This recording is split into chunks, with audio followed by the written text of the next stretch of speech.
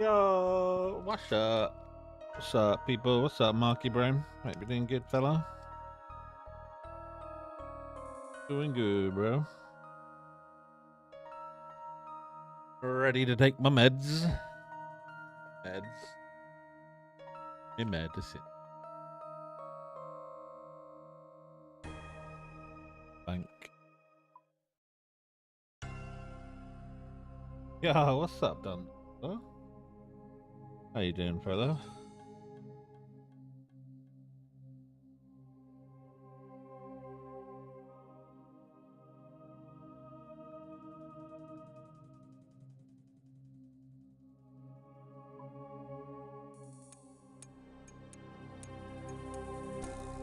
Hello, Dun Dun. How are we today? How you feeling today, Dun Dun? Any better today, or still under the weather? I may pivot to some Pokemon Champions later. How I'm feeling.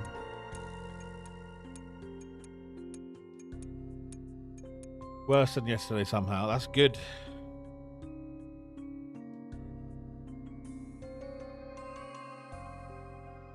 That means you're going to be on the come down soon, bro. You'll be good soon, dude. You'll be good soon. Soon come, brother. You feel horrible today. Are you back at work tomorrow? Are you back at work Monday?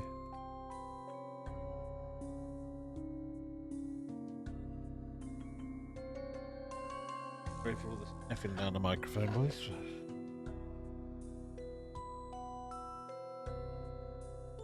Doing some slow work right now. Fair, man.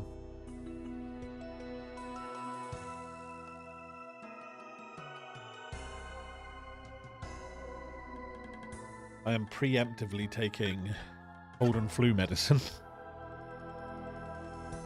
in the hopes that it stops me from catching the same cold as Naomi, because she's suffering at the minute too. And I've just taken my anti-nasal spray and some good hay fever tablet as well. We'll go from there. We are currently fishing for level 90 crafting, which isn't too far off. We are 85 currently, about to be 86.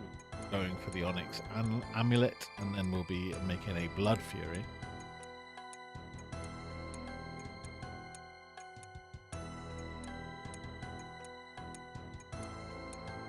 And that is a League's task.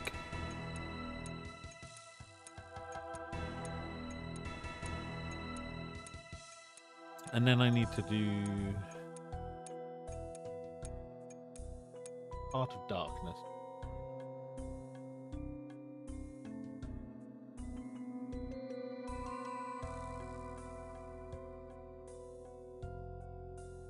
Excellent. Yeah, we may or may not have Chris jump in today. I'm unsure. He's had a pretty busy day today, so may or may not jump in. See where we are. What is everybody's? Have anybody got any plans for the weekend?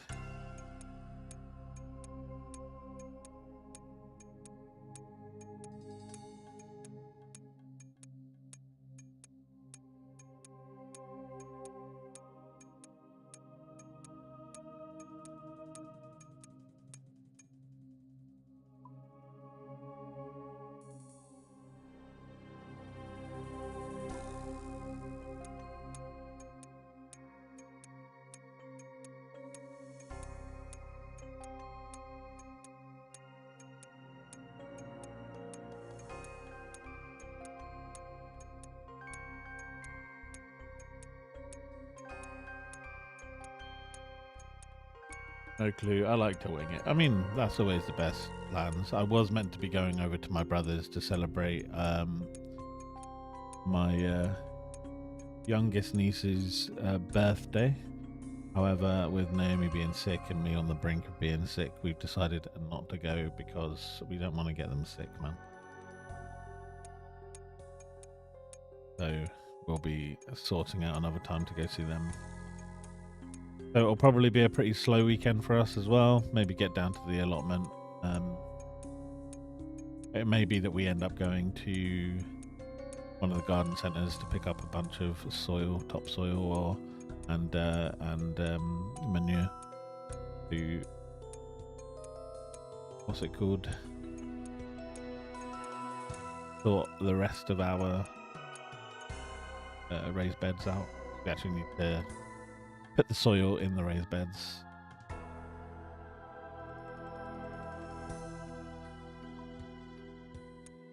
And I don't want to do this at Huey because he's like. However, we might do some Huey.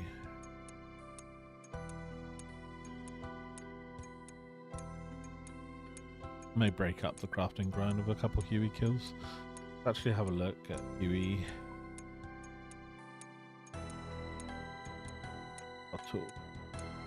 Yeah, 50 times combat achievements, armor. Right, that's fair. Combat achievements for Huey. Let's have a look, see what that is. I've had my met. I do need another pack of Andes. So whenever we get the chance to.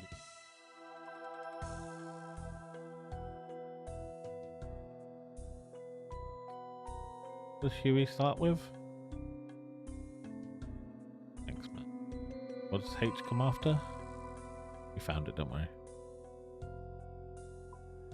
Do the task. Oh my god, there's loads.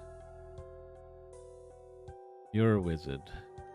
Only use an earth spell.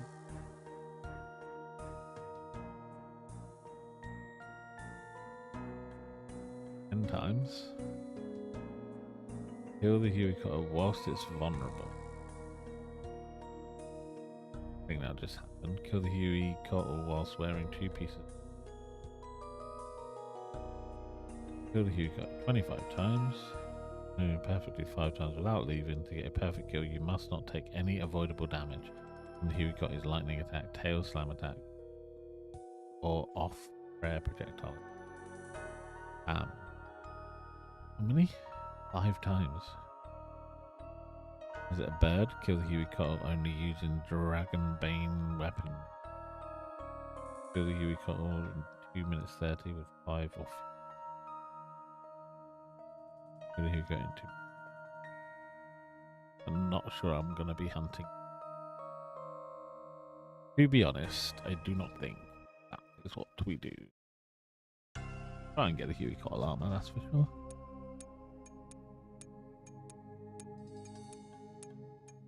Crafting grind. We love a crafting grind. That's what I'm doing on my main as well. What I need to be doing on my main. I call it my main. It's not a main account. It's a group. It's not. Main account is different. In RuneScape, you call a main character that. It's my main account, but a main account is an Iron Man account. Good joke, Jim. Crafting is booty cheeks. You're not wrong. So there's a lot of bank standing for sure, especially with all these Dragonstones. I just thought, you know what, it's Friday, let's have a chill and chat. So if anybody's got topics they want to bring up, we can have a chat about them. But you never know, I might have some sort of opinion on it. Although, very educated on a lot of things. I may not know what the fuck you're talking about, but we'll see. I definitely don't know about Crimson Desert because I've only played a little bit. Quark. Alexa, what's a quark?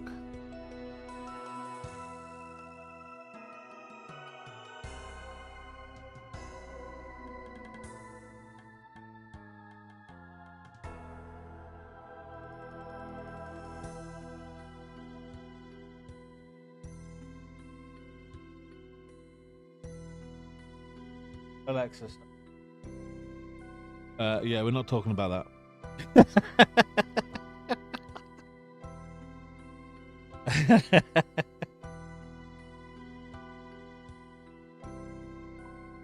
Something to do with particles and being electrically charged and shit. Like, no. Your boy ain't that smart.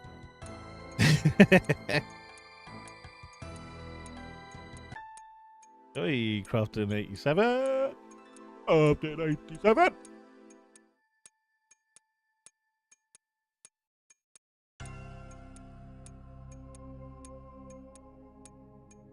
I feel like I need to bring a lot more, man. Be it. Well, just be a random dickhead.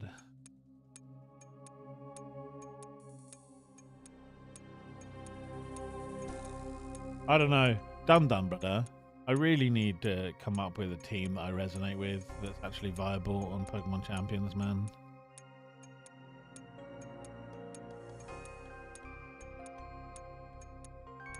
Also, I need to stop caring too much about the fun. I was having fun up until Master Ball tier and started like getting way too sweaty with it. Shouldn't be too. I'm feeling like Chandelure is where I want to pivot to because I love that Pokemon.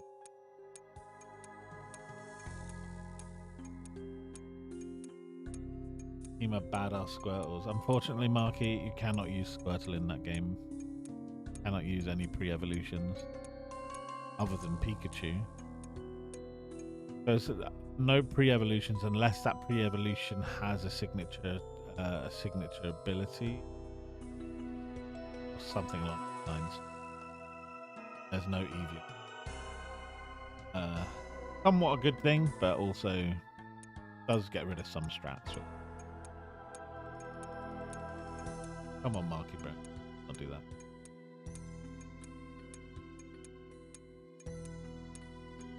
Do you know about Team Archetype? I probably should, Dun, but honestly, like, I haven't put any research into actual competitive Pokemon battling. I kind of just play off vibes. Done zero research, so I'm not too familiar with the term or what you mean by it. So, but feel free to actually educate me, dude, because I do want to learn. I just haven't actually like gotten anywhere with it. One Pokemon can be a great starting point, but the archetype determines the playstyle a lot more. So are you talking about things like I want a rain team, or I want a Trick Room team, or I want a Sand team, or yeah, it's pretty fair enough.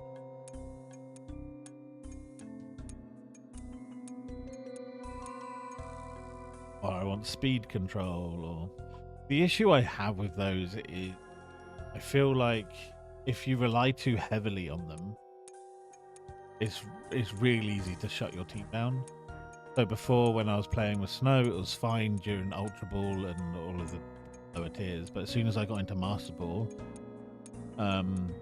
it just wasn't really working very well because it was about pivoting and making have weather control and stuff like that, and I wasn't resonating with Weather War Pokemon.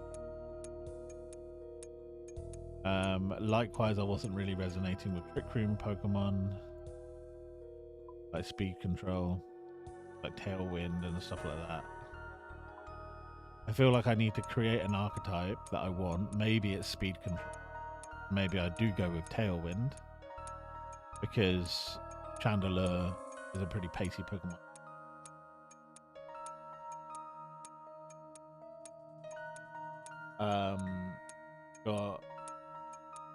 Got hyper effect, balance, feather, that you can make. So yeah, I'm kind of thinking I want a team that works inside and outside of Tailwind.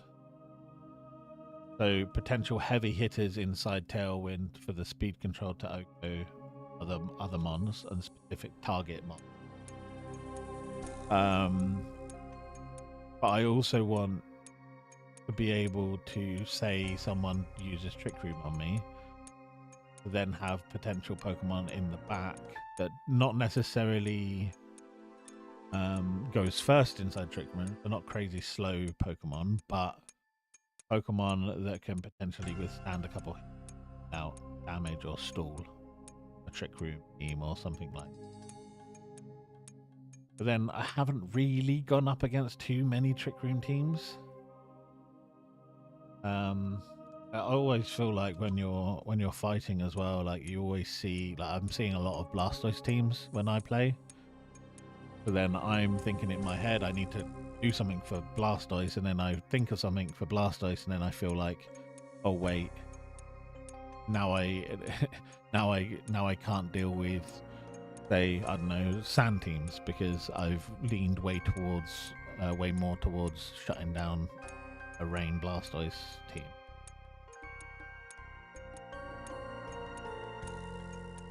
Like Tail Room or Weatherman, then you're likely going for more. Yeah, probably.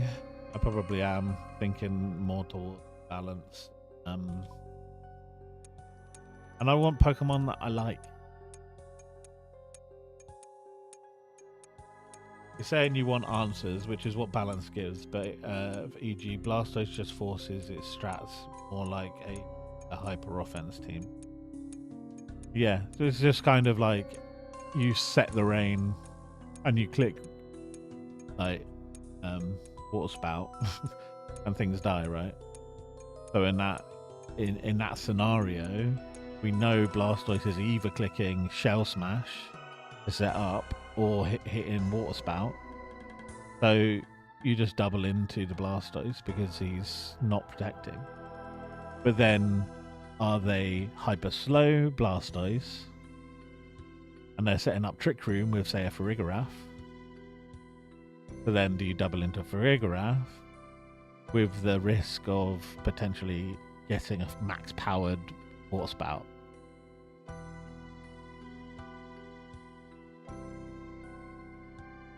Either take the reins or have the answers, not really both. But then when I'm thinking about it, I'm like, it's hard, because when you're trying to have answers for everything in your team, it's kind of doable, but you're gonna fall short places. And I suppose the trade-off with having just like a hyper offensive team is if you come up against someone that just completely walls you, then that's it. That's your trade-off, right?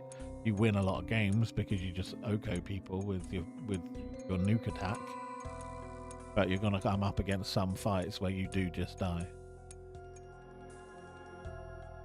Over.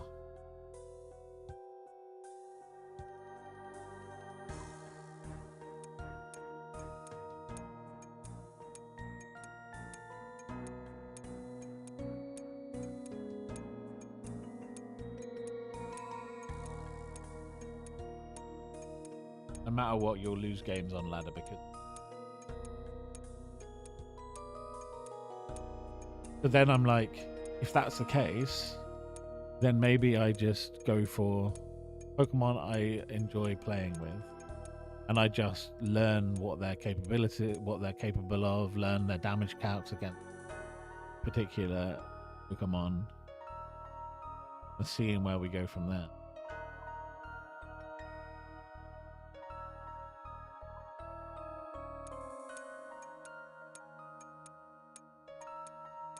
Because when I'm fighting against you, Dun, with your teams, like the team that I had really struggles against Rotom, but then that's fixable by giving what's his face, my Pepper Pokemon, giving him a grass mover.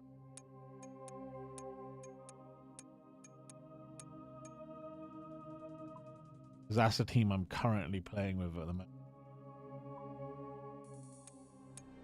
Go Villain. But then, like, the reason why I'm playing with that team is because I kind of like Scovillain, because I have a shiny version of Scovillain. It was one of my first shinies in Scarlet and Violet.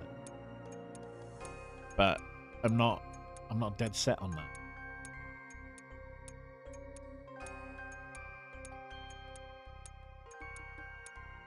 So I'll send over 2 videos. Thanks, bro. Really appreciate your help.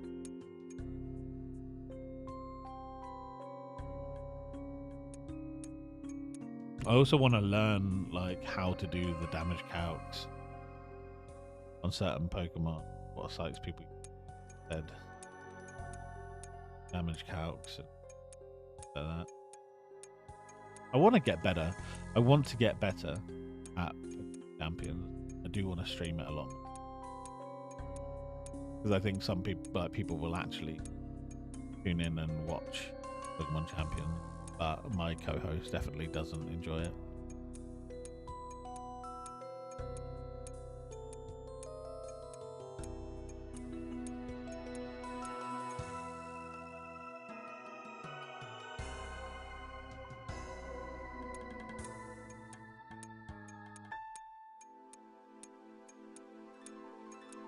And now,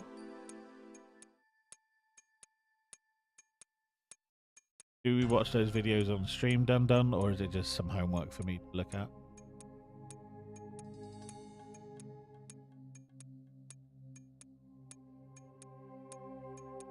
Homework, maybe. Okay, no, that's fair. I don't want to learning on stream. More than happy to actually sit yes for homework. Like I say, I do want to get better at the game. The Fuslie one is very long, but gives a good perspective. I actually like Fuslie.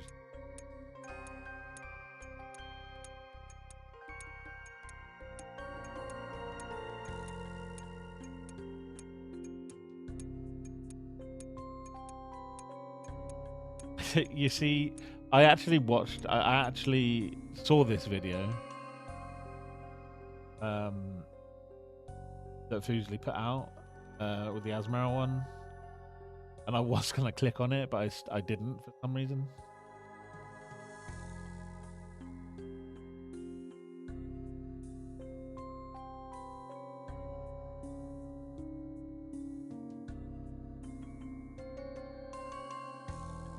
Yeah, I need to try and find myself, because I feel like I don't have one at the moment, and I think not having an identity in that game, for me at least, I feel like it triggers me more, and then I make stupid mistakes. I also play too fast, and I make decisions based on potential, like the first potential option, but then also I then see myself doing that, and I then slow down, and then I overthink things, and I should have probably just gone with the first thing that I just a VOD basically. The Fuslie one is very long. You can use your favorites, but then it would be lots of. Yeah, exactly right. Go in and just have fun with it rather than climbing up the ladder because you want to be the best or whatever.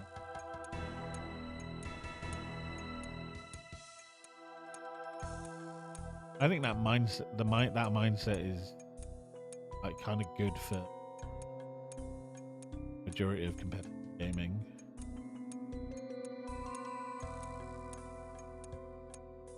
Like you say, you either sacrifice losing spots on the ladder, or you sacrifice losing some spots to Pokemon that you don't really resonate with. Like, I cannot stand King Gambit. I don't like using King Gambit. But I know he's very good Dark type.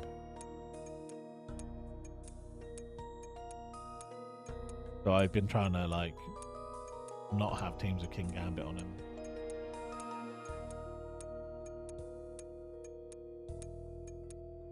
Nobody says your goal should be to tournament with a. Part of me also potentially wants to go for like a ghost team. Obviously, you then have glaring weaknesses, right?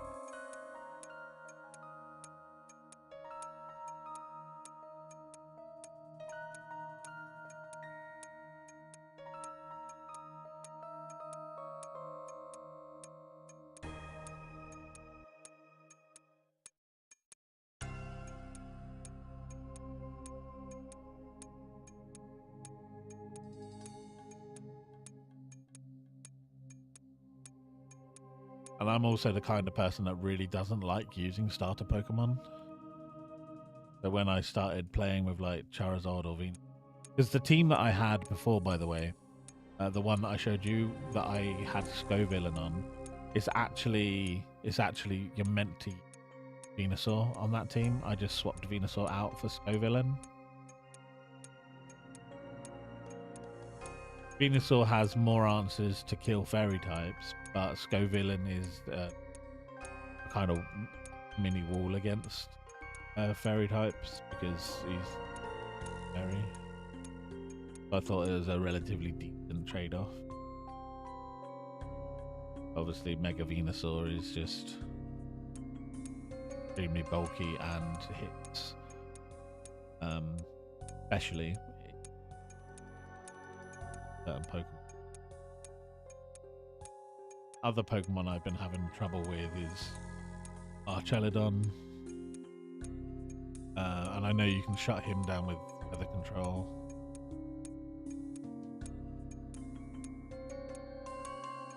Yeah, I don't know.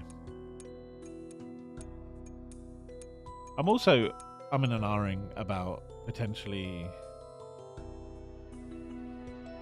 putting a little bit more emphasis into playing single. I'm just not a massive fan of the way singles is right now in Champions. Reason being is I kind of prefer singles with more Pokemon, like 6v6. And I'm not necessarily sure if that's ever going to be a thing. I'm not a fan of picking. So they do it because singles can take a long time, especially with people setting up and putting walls out in front. You don't like singles. I mean, that's fair. That's obviously, for me, singles is kind of what I've been used to. How much clay have I got?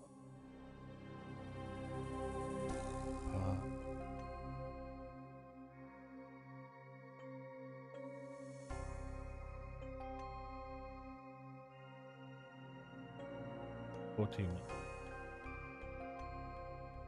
I need to work this out. I need to go make my own.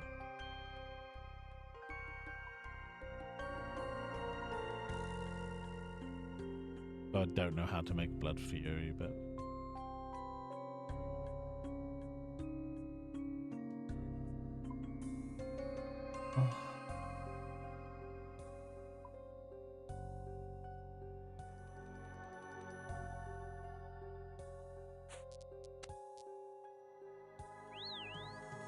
yeah, I doubt they'll ever add 6. I think the games would take.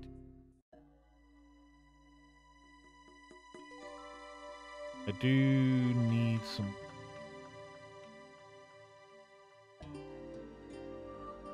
Can you?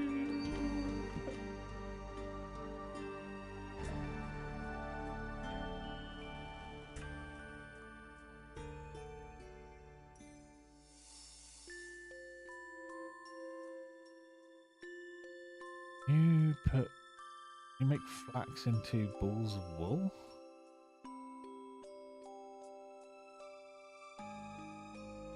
Cabashes.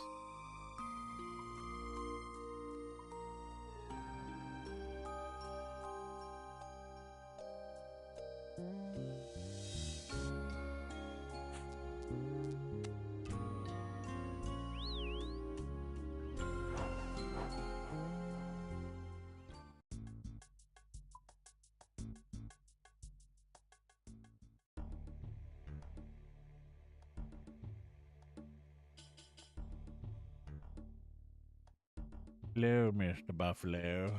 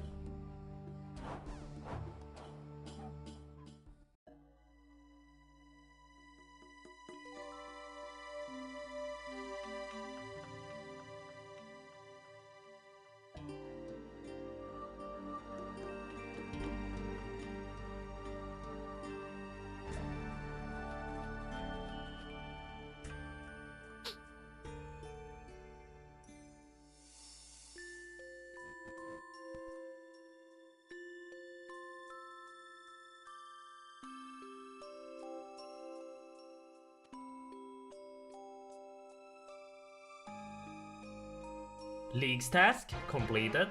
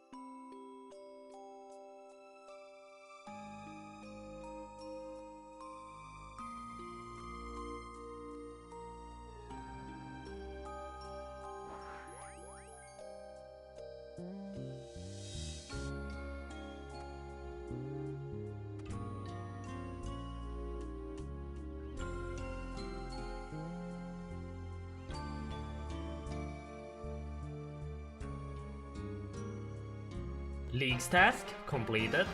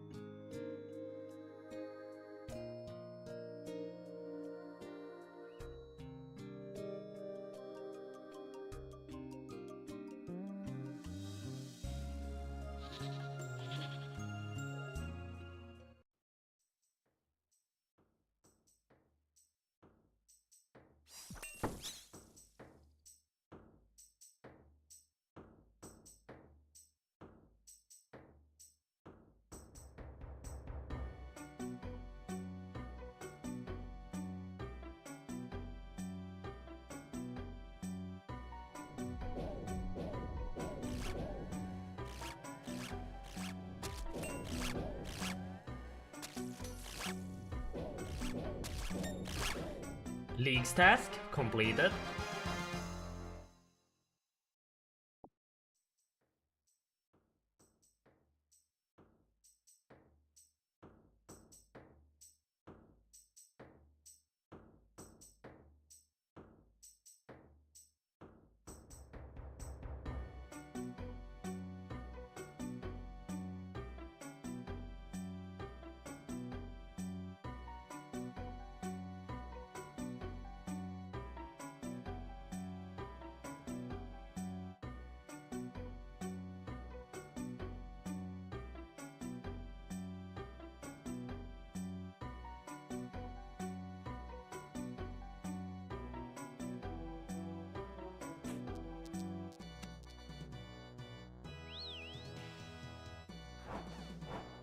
Going to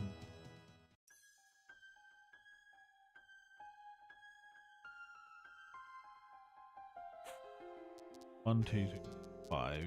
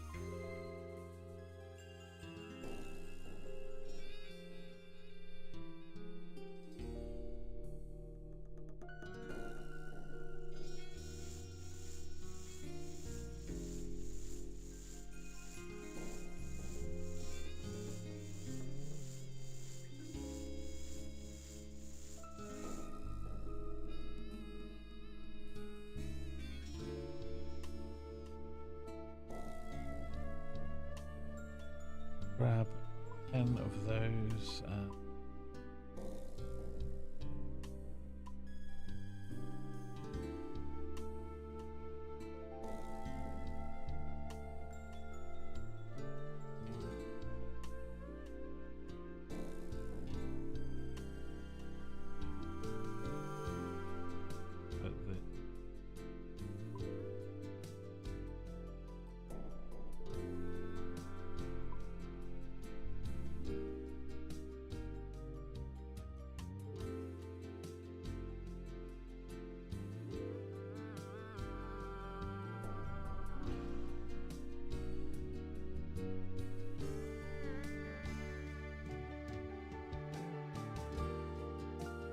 So the idea now is let's grab our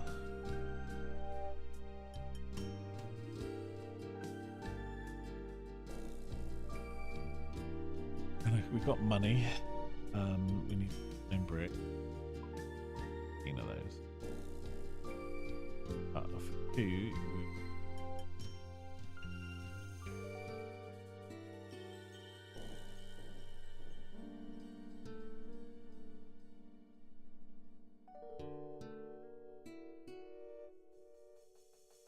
then we need 8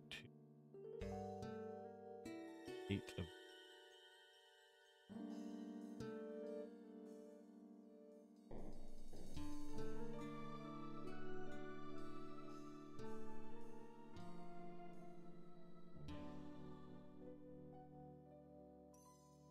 I need a hammer.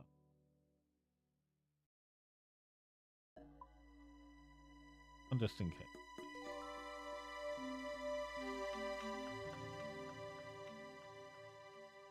This teleport go separate.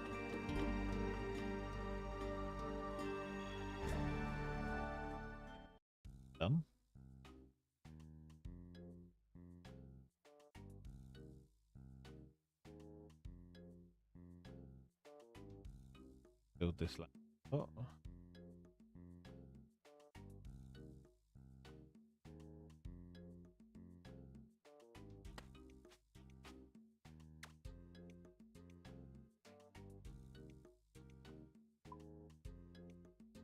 The landing spots.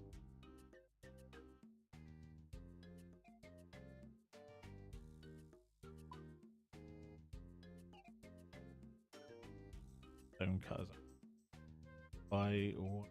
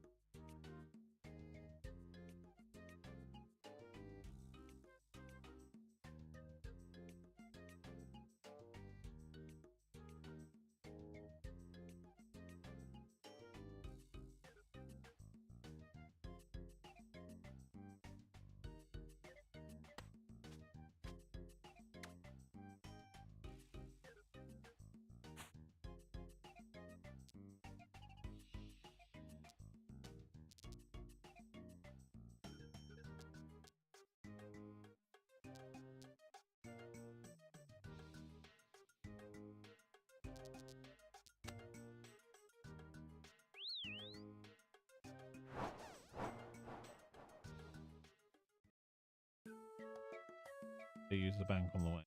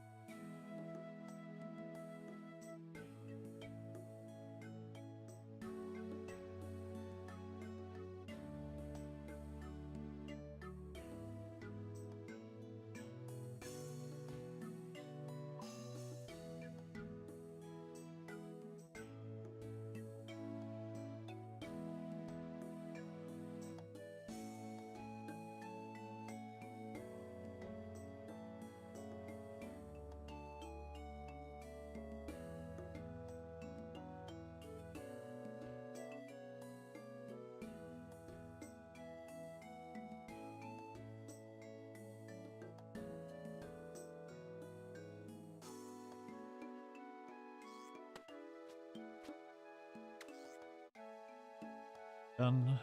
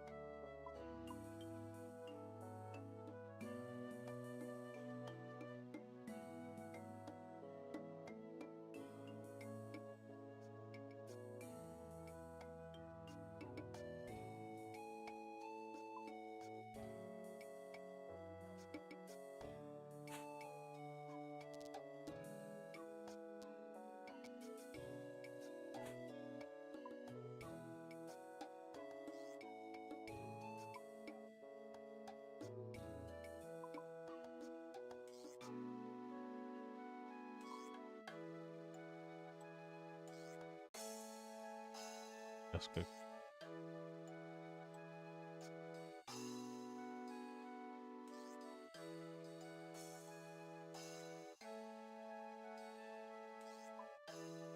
Grab the last four.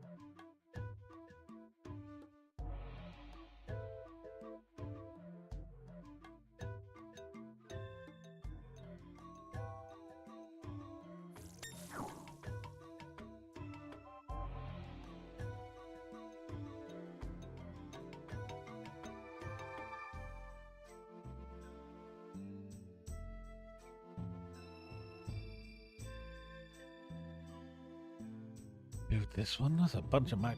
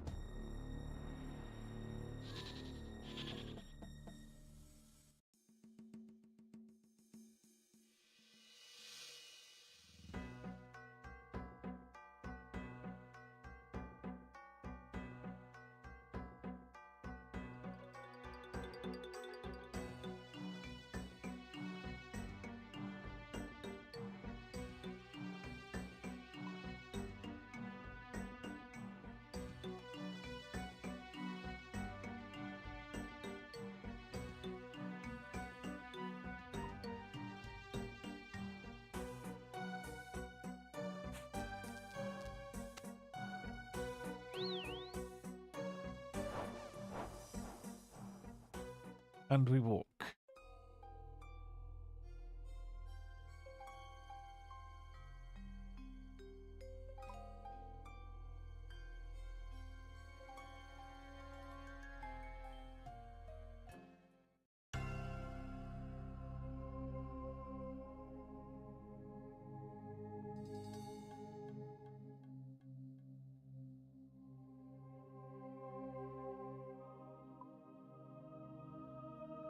They're a bank.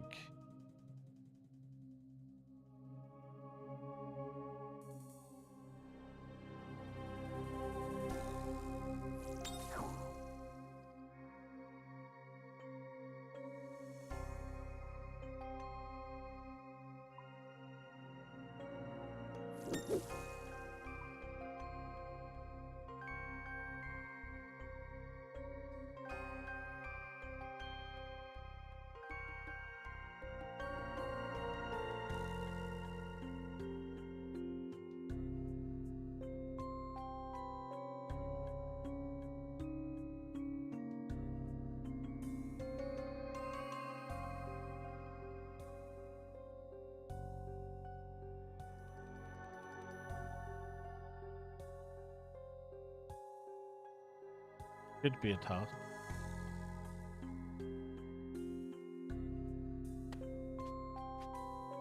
League's task completed.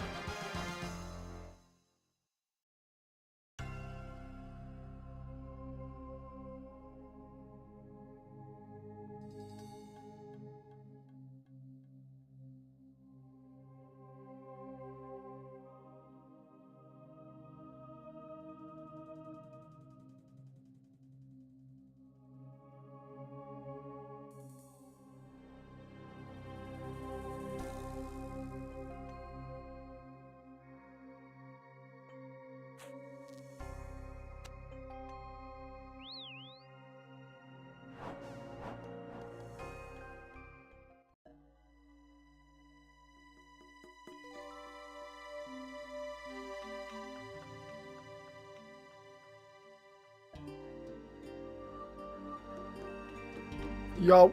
Hey, brother. How we diddling?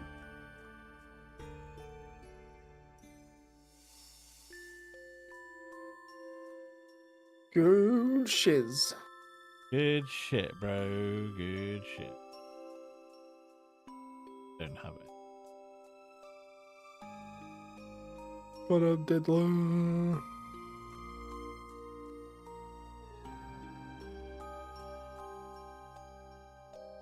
Not much. Hey, bro.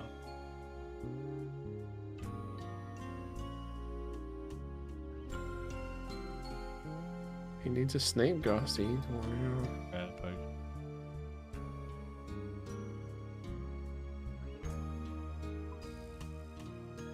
Which 2 4 doses? You need 3.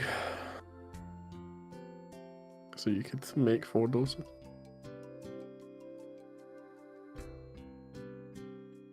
You knew that though, right? Told me before. So yeah. That's why you've only got 2 Ranor reeds out. Yeah, I was gonna get another one out on my way.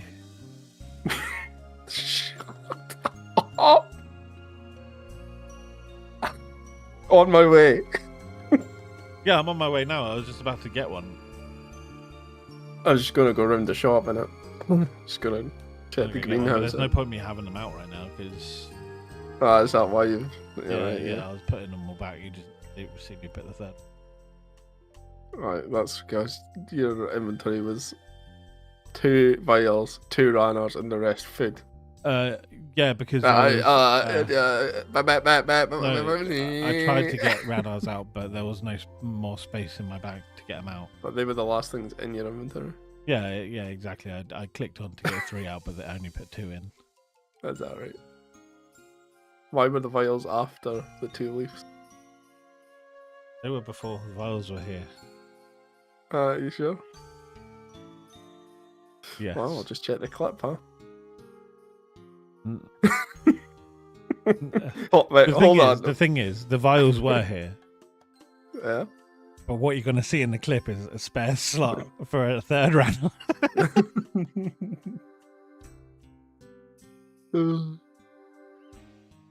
I mean, I believe you, man. I believe you. I wouldn't.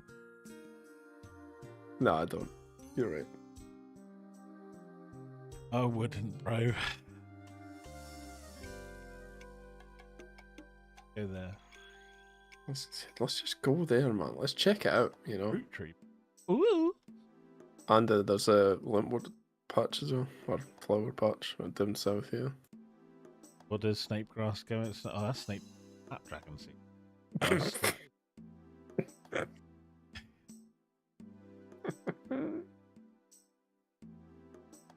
You knew that though.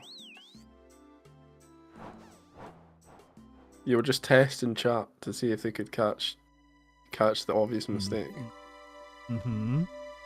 See, I get it, man. I get it. All that I'm seeing is they didn't catch it. They didn't, bro. They're just not attentive to the stream. Do you have any? You might need to try and speak some. If only had a search function. Don't. Told you. Yeah, nice. So you could go up Snake. from. Anodyne, Cavaberry. No, it's like potato seeds, that kind of. Banana, no, it's a tree. No, that's tree as well. Apple's a tree. Pineapple tree, yeah. Well, no, not a tree, but it should be a tree. Like curry. It's May not like a have bush in it. potatoes. It doesn't take long, but you need a lot. Yeah. Oh, snake grass is literally the Well, you can check if you got watermelons or sweet corns. watermelon, Or... strawberry, sweet corn. I think you can actually buy potato seeds somewhere. Watermelon, orange, right? No, that's a tree. Fucking hell, Jim. It's No, got sweet corn watermelon, like strawberry, sweet corn, yeah. there.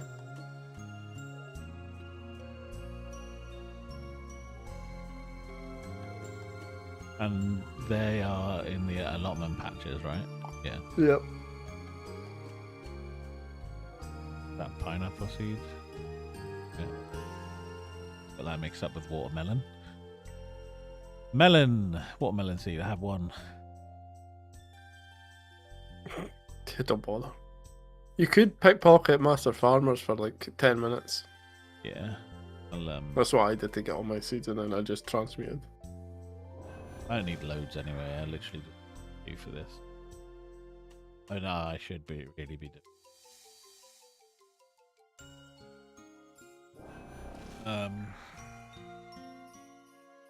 farming runs, but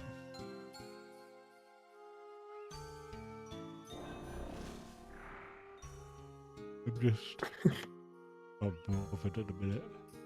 Kegel's like, I'm in a bad spot. And I'm like, what happened? And he's like, I'm on wave 10 for the helmet. I'm on 10 HP, double Manticore, and they're off tick. It's like, you're fucked. It's over. The one melon seed. Not sound good. I just fired bones last night. Oh yeah, that's the prayer.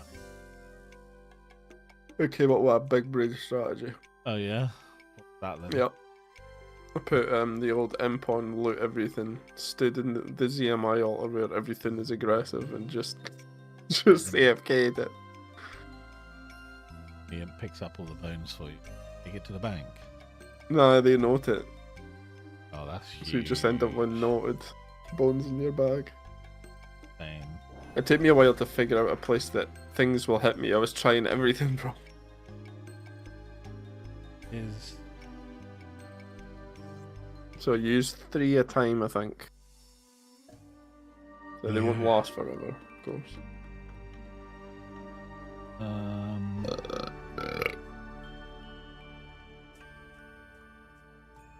Matter where I go.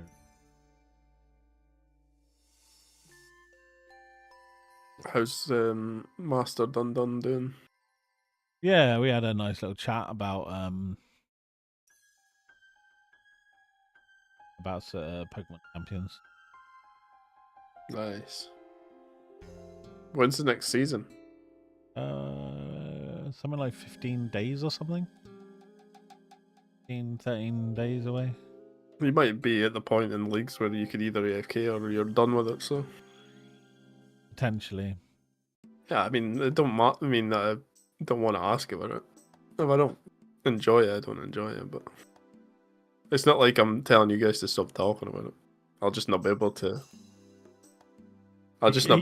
He cares about us enjoying ourselves. He just doesn't care about the actual game itself. Like, if I'm just sitting quiet while you guys are talking, it's because I've not, like, it don't mean nothing to me. Yeah. I'm just sick of seeing the shorts, bro. Yeah, I mean, that's fair enough. It is all over the place. It's not too bad now, thank What's the tool on next to Valamor? Sorry, Civitas. It's Ortis Farm. T.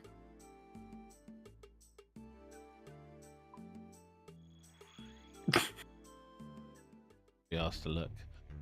I mean, that's why I gave you the shortcut. Yeah, thanks, bro. Seed dibber. I have a good video to watch, by the way. Don't need Ultra Compost. That rat girl was the best, man. She was sick. If you've got Nature's Accord, you don't auto compost anymore. I mean, you probably can to get a tiny bit more yield, but I've got like thousands of snake grass.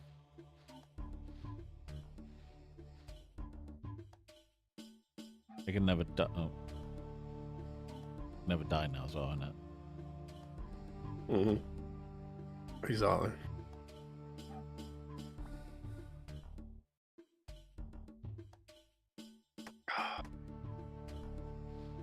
Yeah, it's a good cup of coffee.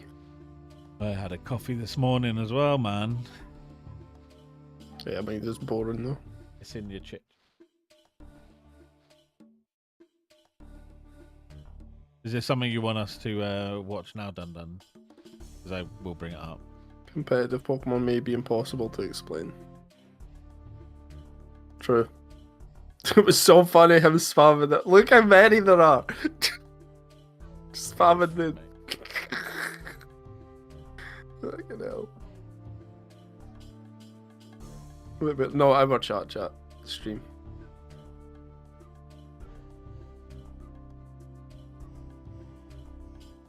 Yeah, there you go.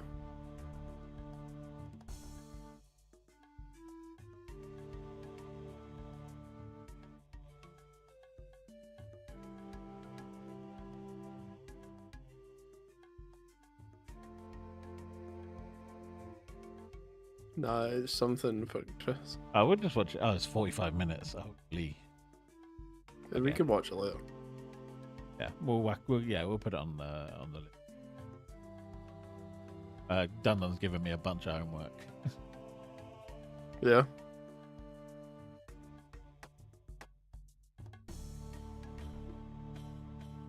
Cool leprechauns.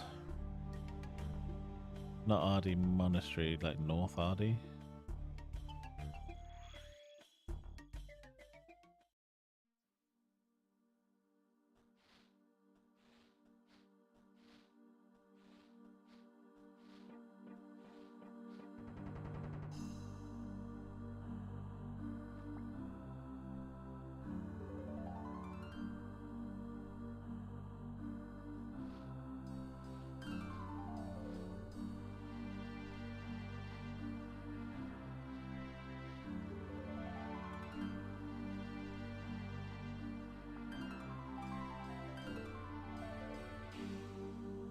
One in Catterby.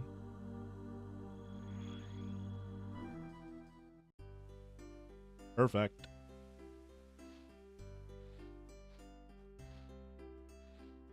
Perfect. And I guess the only other allotment actually. Yeah. A 4, right? Allotment. Yeah. You don't have Prif yet, no, yeah? No Prif. We have Ardee North. Well, there's 2 at Ardee, 2 at Catherby, 2 at Ortis Farm. Yeah, To yeah. Mauritania. Yep. So 4 total locations, 8 Yeah, total exactly. allotment packs. And then once you get Prif, there's 2 more. And then the other one is just Port of Phasmatus. Yeah. But you should really be doing your Lumwort seeds as well. I know. So inefficient stuff. Now you'll have it easier though, because all you need to take with you every run is seeds, like your herb seeds, and then always snakegrass, always Lumwort. So pickpocket like Master Farmers for like, I don't know, 44 minutes while we watch a video. That sounds good. That sounds great. That's what I genuinely did, and just put all the seeds in my bank, just kept going back and forward. And then just transmuted up to snakegrass. Oh, I've got herbs here. Pick. There you go.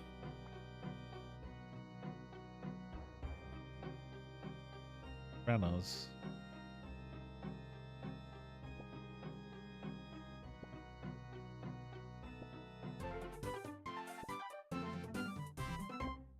Is that your? Yeah, that's me. You get a level. 62. Oh, it starts zooming. Once you put the Lumwort, you'll see how much XP. Sometimes you get like 170k from one patch. It's insane.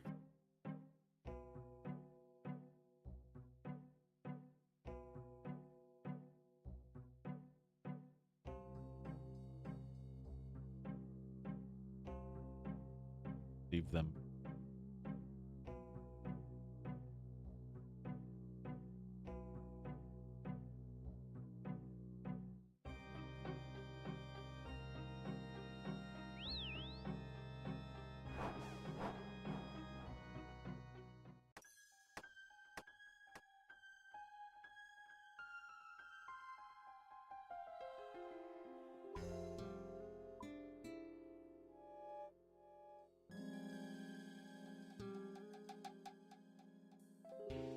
Yeah, I do want.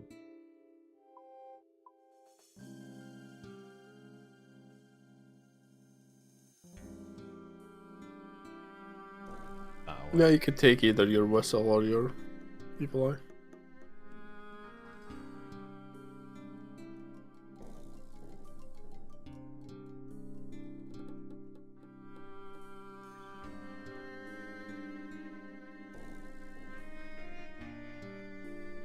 Farm was tea, right? You said.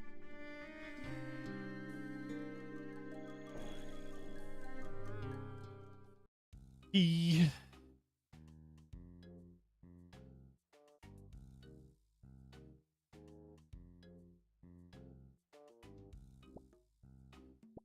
You know, you could just lost destination back and forward.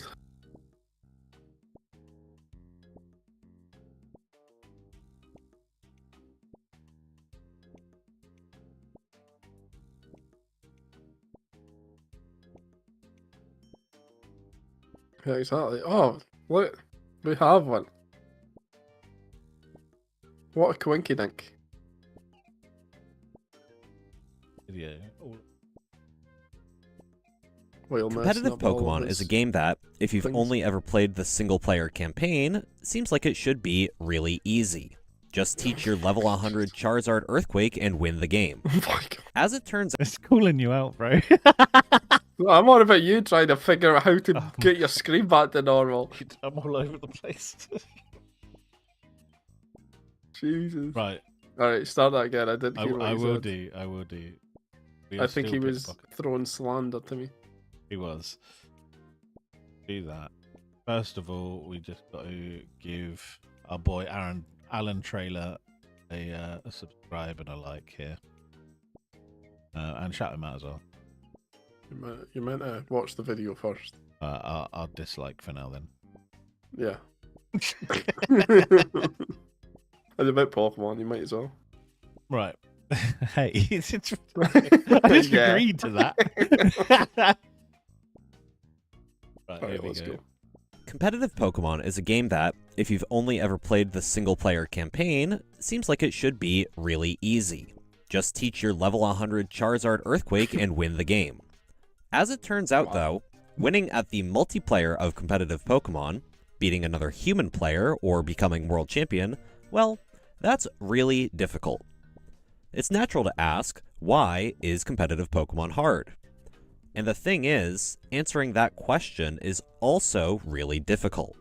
Because competitive Pokemon is so complex that it's hard to even put into words just how hard it is and how much is going on. There are over 1,000 different Pokemon species and over 900 different Pokemon moves to choose from, and selecting the right ones for your team is tough enough, but then you actually have to battle someone with their own team of carefully trained Pokemon. How are you going to knock out all of their Pokemon and reach victory? And the flow of a competitive Pokemon Choose battle Earthquake. feels a lot like a game of chess, classically regarded as one of the hardest strategy games out there, where positioning your pieces is everything. Yet, at the same time, there are some aspects of Pokemon that feel similar to rock, paper, scissors, which is not classically regarded true. as one of the hardest games of all time, but if you want to win, you might need to foresee with perfect accuracy what your opponent is thinking before they make their I move. need to be a wizard. How do these strategic elements overlap? And where does the complexity of competitive Pokemon actually come from? I need to be a chess wizard that plays rock, paper, scissors. I get it now. Right. Rocky Potter. Got you. Oh yeah. I need to go back now. And poker. Poker? I barely know it. Oh my god. Oh.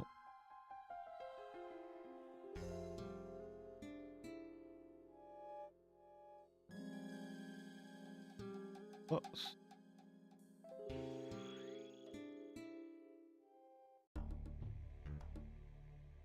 from. Now, we could talk about how to build a strong team of Pokemon in the current rule set, or about my top tips for battling and ranking up the ladder, Yeah, let's do and that. those topics are interesting too.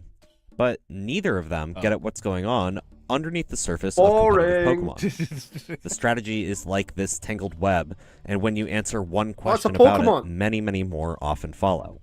Got it now. I want to Tanglemon. untangle it. No Tangela, not literally. I want to break down competitive Pokemon at its core and find its fundamental building blocks that make up what it even is as a strategic game. You may be wondering, who's this dude who's about to tell me all of this? I'm Aaron Trailer. In my What's up, 15 years bro? playing VGC, short for Video Game Championships, the official tournament series for competitive Pokemon, I've placed top 8, 16, and 64th at the Pokemon World Championships, among regional wins and others. But, on the side, didn't I got my realise this PhD was, in about computer me. I science thought it was and just studied a lot of flexing. cognitive I was like, science oh, as okay, well. bro. My research interest these days is in applying all that I know to understanding competitive Pokemon and I want to use this channel to share what I find along the way. All that being said, let's get started talking about the game theory of competitive Pokemon. Competitive Pokemon is made up of 2 phases. Team building, where you pick the 6 Pokemon that you can use, and then battling, where you use those 6 Pokemon. You pick a team of Pokemon, and then you battle with them. We're going to start by talking about battling, and then we'll talk about team building. This might seem backwards. After all, you need to have the Pokemon before you can battle with them, but the truth is, you need to know how to win battles to know which Pokemon are going to lead you to victory. Also, battling is really difficult, but team building is really, really difficult, so we will get there, I promise. In battling, even though you and your opponent have a full team of Pokemon, in VGC you pick 4 of the 6 to come to the battle, only up to 2 of them can be on the field at once. Even with the most powerful attack, like what Mewtwo uses in this example, totally annihilating both of the poor Bidoof, you can't win the game all at once. At the end of this turn, your opponent will have the opportunity to switch in fresh, healthy Pokemon. This brings us to our first strategic element of battling, long-term planning. It might take a long time before you knock out all of your opponent's Pokemon and win the battle. VGC-style double battles, like the one above, are usually about 8 to 12 turns, but can go... So this is your gripe. One of your biggest gripes about Pokemon is double battles, isn't it? Yeah, and that where it says 8 to 12 turns, that made me puke.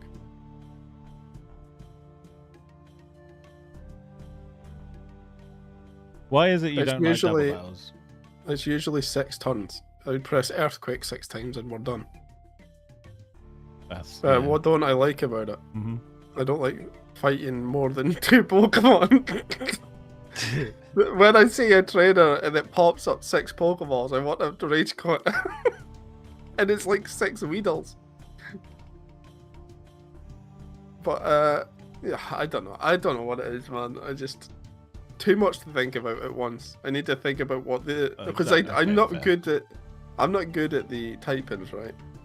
Like I'm not good at knowing what's good against what. So if I need to do that 4 ways or whatever, yeah, you need to understand what's good against the left Pokemon, what's good against the right Pokemon, and what. And then are they strong against my 2 left and my right? 2? Yeah. Mm-hmm. I suppose when it comes to it, that's kind of ingrained in my brain. So yeah. I have a look at the 4 Pokemon and instantly know I'm in a good spot or a bad spot. Whereas I'm like, whereas for you, it takes a little bit longer to process that information, or no, I don't know process the that information. Yeah, I just spam the buttons, and if I die, then I die. A different Pokemon starts next time. Yeah. But that's more just me not wanting to learn. Like that's just reluctance to learn. I probably could learn it because like it's not the hardest thing in the world. But again, if you're not interested in. Yeah, I'm not like I'm never going to play competitive like ever. Maybe it's like League, where it's just the sheer amount of information out there. Yeah, I mean maybe, but like it's not like I started Pokemon late. Like I literally had Red and Blue when it released. Yeah. And I've played like nearly all of them since. But it's similar to like for me, Pokemon is in my life since the start of Pokemon, right? Likewise for you with say Final Fantasy, you learn Final Fantasy like the back of your hand, whereas I was learning Pokemon like the back of my hand, and I never really got into Final Fantasy until 10 came out, right? Yeah. Properly, and I guess I just enjoy a games a different way. Like I'm not playing Pokemon to be competitive. I just want to catch the cute little monsters, make them into ugly strong monsters through evolution. Then that's it. There's no like it's not deeper than that. And then press Earthquake at the Elite Four. You know, exactly.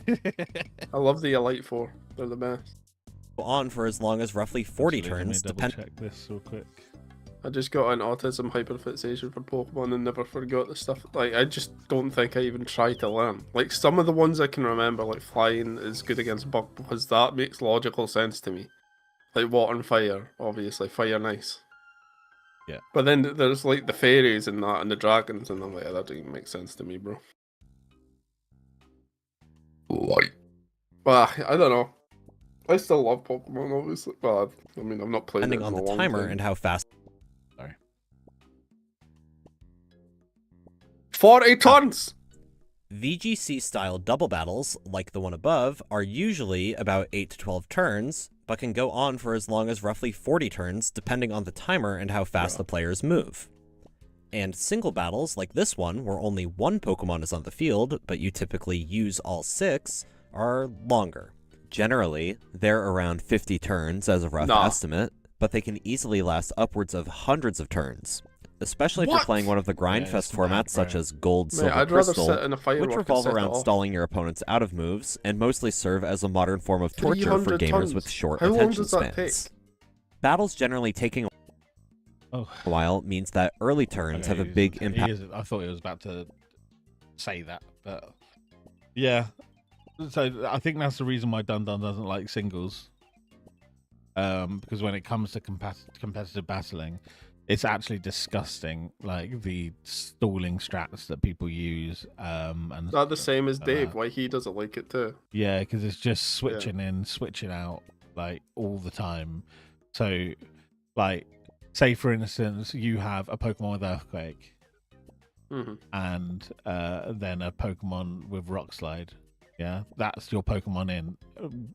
On the turn that you use Earthquake, I'm switching out to a Flying type, so it doesn't affect me. Does 0 damage. And then he No, but uses my a Rock Earthquake type is so against my strong it Flying. destroys the entire world, so you wouldn't be able to fly. You'd be in space. Yeah. So people end up just switching in and out of moves that literally tickle you. And then there are other Pokemon, when you switch out, they regain health with the ability Regenerator.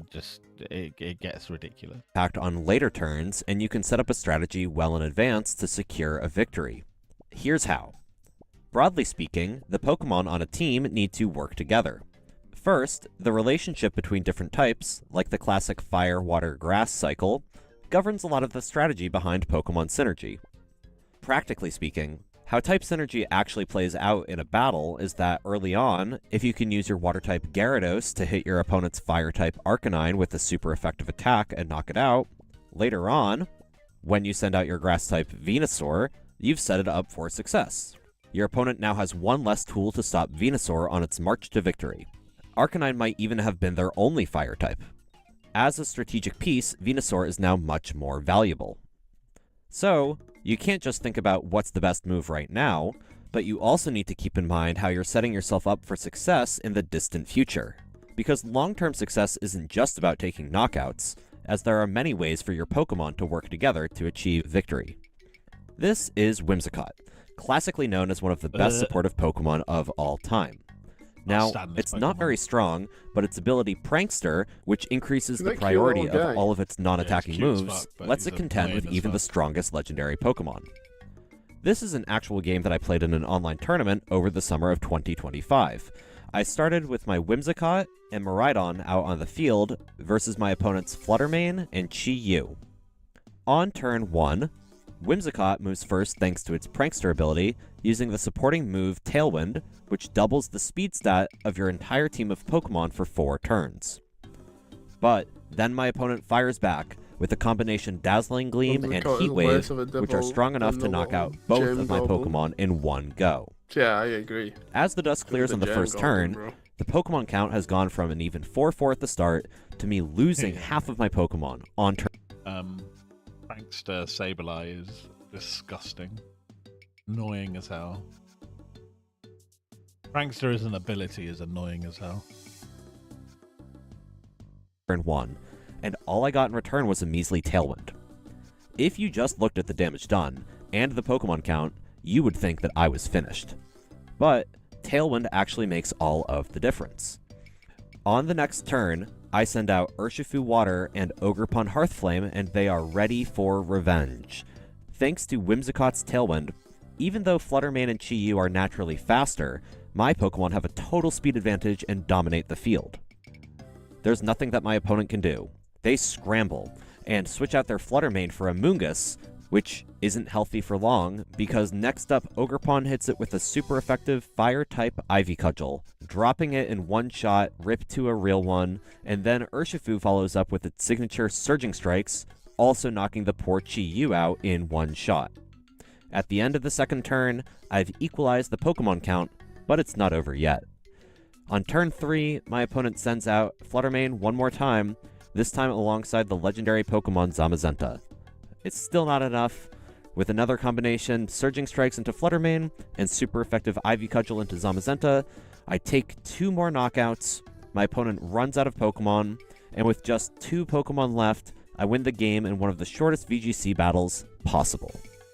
Although Whimsicott didn't do 1 point of damage, and it fainted in 1 turn, it was undoubtedly the MVP.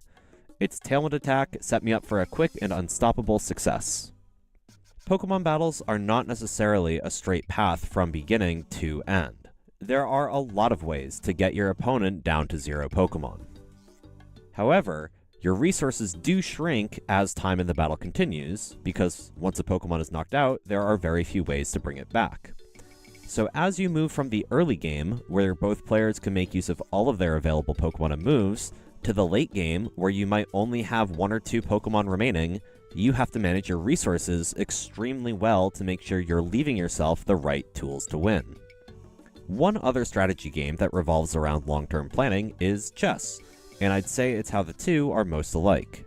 Similarly to Pokemon, resources decrease over time as chess pieces are captured and come off the board. So there's also an early game with many possibilities and a late game with few. When you watch a chess match, the players are usually not just thinking about what's in front of them, they're thinking deep into the future, sometimes 20 turns, or even over 50 turns ahead.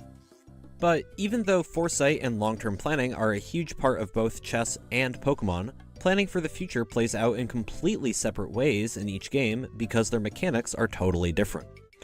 One big mechanical difference between the two games is when the players choose their moves or select their actions. In chess, one player makes their move, and then it's the other player's turn, and each player very politely waits for their opponent's turn to end before moving again, repeating all the way until the end. How noble, how refined, how elegant. Even if you don't know what your opponent will do, after you make your own move, at the end of your turn, it will always look this way. You can be certain what the board will look like after you make your move. That must be nice. In Pokemon, a game filled to the brim with uncertainty, there are no such luxuries. It's time to move into our next section, simultaneous action selection. In Pokemon, at the start of the turn, both player 1 and player... Have you had much experience with chess, Chris? Years and years ago. Yeah? Yep. I used to play with like my auntie or something. Did you know things like open? Nah, I didn't care that much. Not competitive enough. I just knew what the pieces did and how they moved, and that was it. I think If I lost, I was like, that's fine, I'll go do someone else.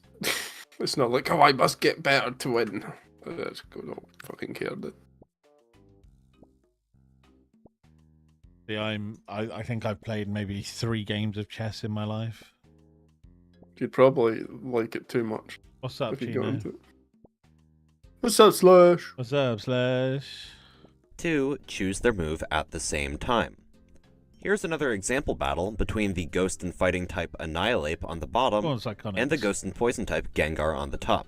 Yeah, there Ghost he type is. attacks are super effective versus Ghost type Pokemon, so what we have here is a Wild West style duel. Whichever Pokemon's attack happens first will be massively favored. You can kind of imagine the trainers shouting, "Go What the fuck is Annihilape, you this? Shadow Claw!" and "Go!"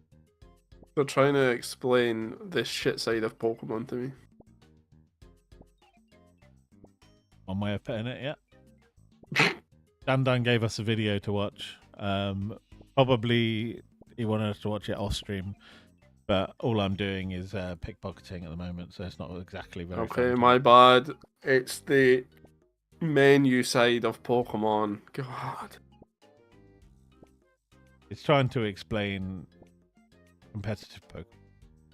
It's trying to explain how spending 300 tons in one match is fun. "Oh Gengar, you Shadow Ball!" in perfect harmony, like at the exact same moment.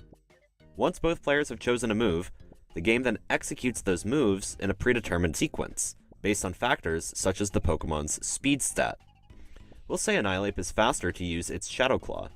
because Shadow Claw is super effective, and Gengar's defenses are actually quite bad, when the attack lands, Gengar is knocked out in one hit. Then, the turn is over, and the next turn starts. Now, we're going to edit the example to make simultaneous decision-making a little bit more of a factor in how the turn plays out. Let's say whoever gets this KO wins, and we're going to take player 1's perspective. This is our decision matrix so far. We're going to give each player one more option to choose from. Our opponent will always use Shadow Ball in this example, so I'll just cover that up for now, but now they have the option to Terrastalize, Terra for short, to the normal type. Go on, They could Terra. always Trying to not. sign into my Now, Terrastalizing to cop normal that type gets you a Hairy Got Snorter. that, yeah, Harry Potter. A good Banger one. game. A really good game. Really good game to get to grab. No, I hate singles too. Yeah, I'm kidding. See, I haven't like joking. most of my Pokemon experience is single battles. But if I run into a double battle, I turn the game off. So funny, right? I'm not doing it, dude. Especially Um, throwing it at the start where you have your starter in a and Weedle. It's yeah. like, oh great, yeah. The Or ones. what? What do you think about the ones where there's a other person playing the? Mate, that's low key worse Yeah, you think? because they're always shit. Yeah. They, But you- they and just you die don't and then get it's to- 1v2. Yeah, you don't get to choose what they do. It's like great, yeah. And sometimes they hit you. It's like, yeah, that's fantastic.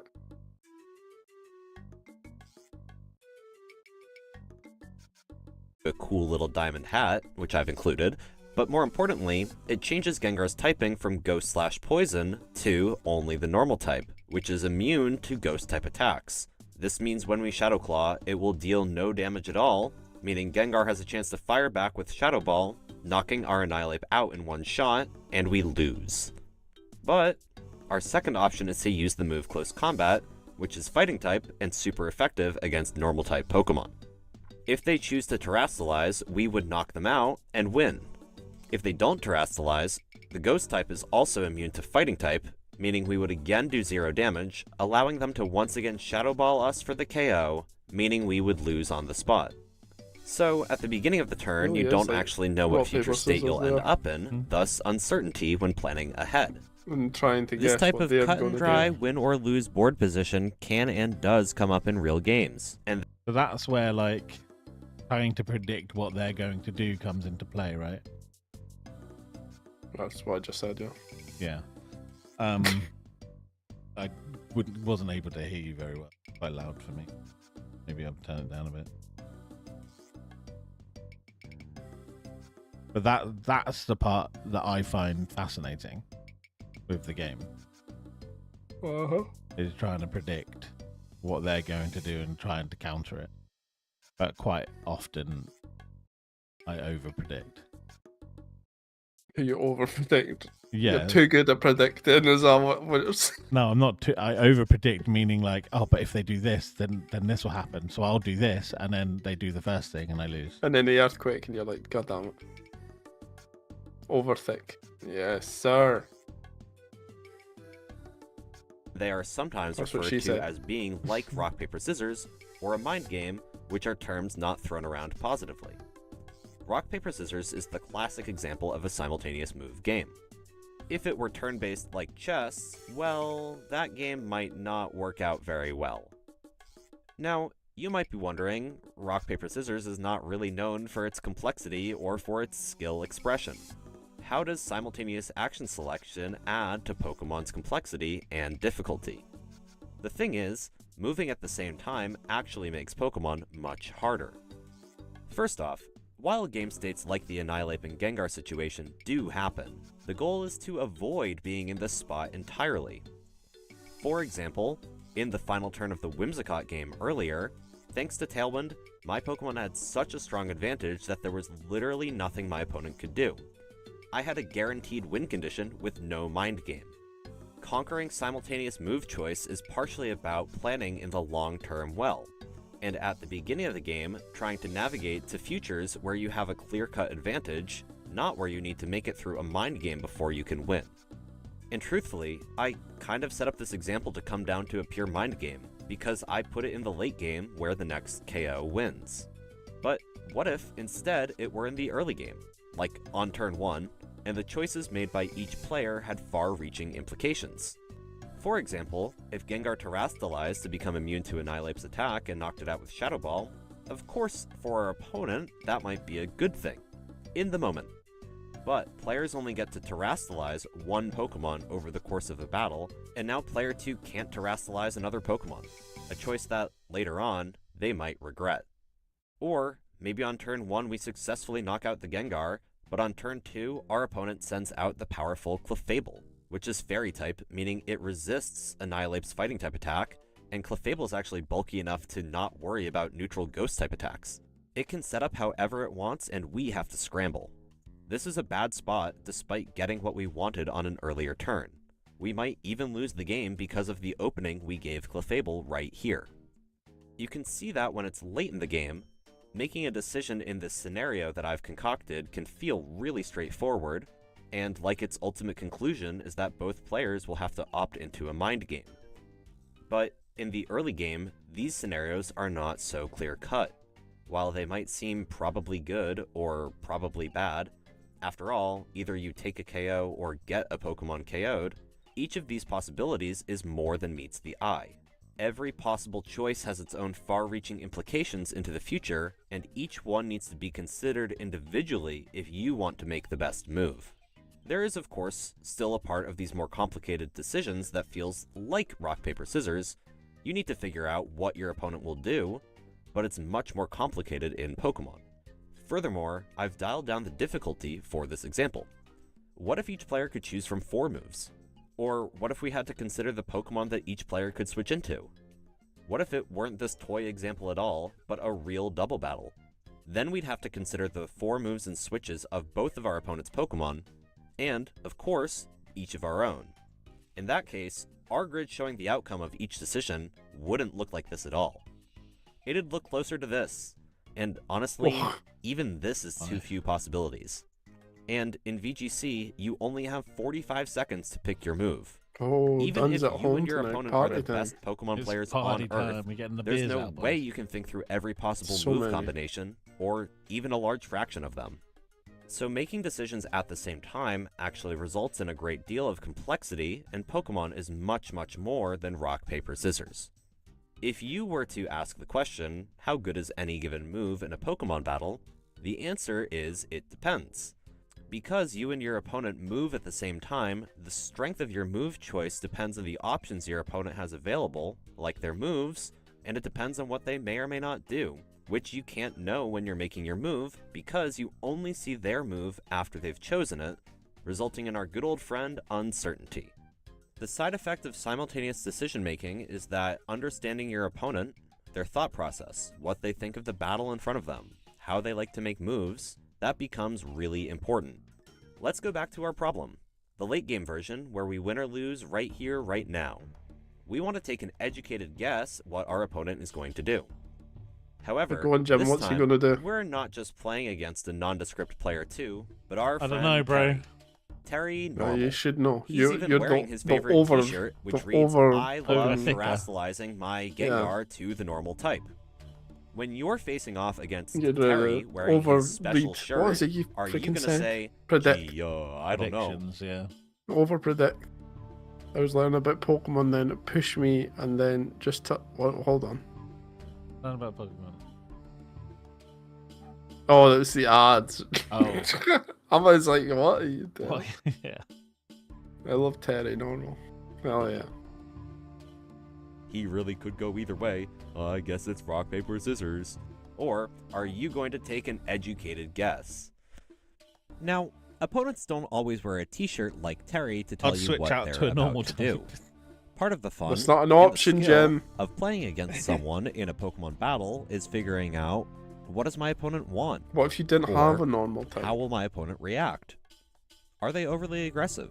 Are they The cautious normal or type afraid of you? died to. Do they bet it all on guessing exactly else. how you will react? Close combat Incineroar. But note that thinking through how will my opponent react, or Yeah. more straightforwardly, Did I what will my cry? opponent do, actually depends on another thing that you have to know, which is what can my opponent Close do. combat eye roll. And in Pokemon, it's not guaranteed that you know the options available to your opponent.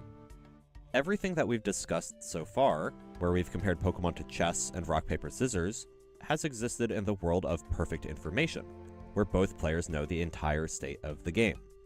Even if you don't know what move your opponent will make, you know all of the moves that they can make.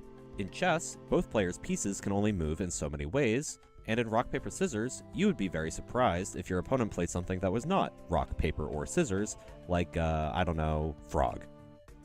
Pokemon is typically not a game of perfect information, which brings us to our next section, imperfect information, where players may know parts of the game state that the other player doesn't. When we talk about imperfect information in Pokemon, usually we're talking about not knowing details about the other person's team of Pokemon before the battle starts. We're getting a little ahead of ourselves talking about team building, but because Pokemon are so customizable, with over 1,000 different species, 900 different moves, abilities, held items, Terra types, customizable stats, and so much more, when you see an opponent's Pokemon at the start of battle, you might have very little idea what it will do, even if you know a lot about battling.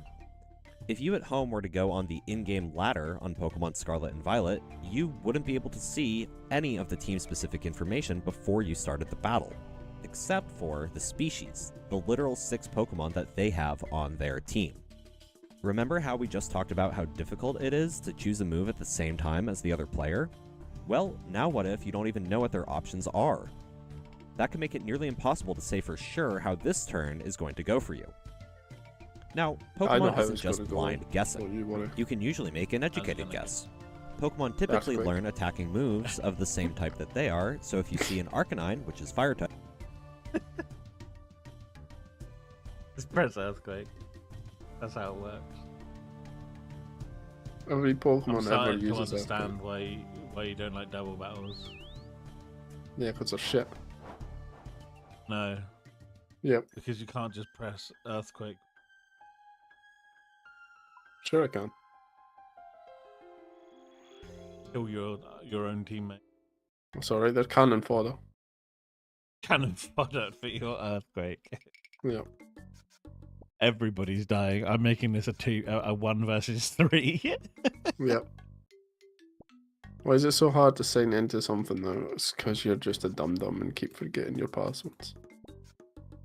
What do you mean Earthquake does even more damage and doubles? Exactly. See? I know what I'm talking about here. you can usually assume it will use fire-type moves. And as we spoke about Dum-Dum's earlier, got my back. some Pokemon have uniquely strong options, like Whimsicott and its prankster Tailwind. So, when you see a Pokemon on your opponent's team, you can often assume, or make an educated Do I guess, have what any it might do Sunfire before you Splinters? ever see it move. But be careful. Not a lot. Your assumptions can get you in trouble, and tricky opponents can play on them and surprise you in order to gain an advantage during battle. Maybe Going I'm the back to tricky our opponent. Gyarados versus Oh, Arcanine yes. example, It's if not you're the true. Gyarados player, you might say, aha, well, Arcanine is fire-type, so it will use fire-type moves, and that means my water-type Gyarados will Aha. survive whatever it can do. But Pokemon can often learn useful moves that you might not expect. Arcanine can actually learn Wild Charge, which is an electric-type attack, which will absolutely fry your Gyarados with super effective damage. And if you see an opposing Whimsicott, you might say, well, it'll probably use Tailwind, so I'll counter that with my own Tailwind, maybe using some Pokemon like Zapdos to set that up. What you might expect to happen this- is that both Pokemon will I have one that's making me factor of it. Nice. I mean, you want to get into something, that's just what you're going to have to go through, right? Wow. Didn't need to say it like that. Jeez. But it's true. He's so rude, Sheen. I'm sorry, James. I would never speak to you like that. You wouldn't Fuck speak off. to Slush like that. I wouldn't speak to Slush like that.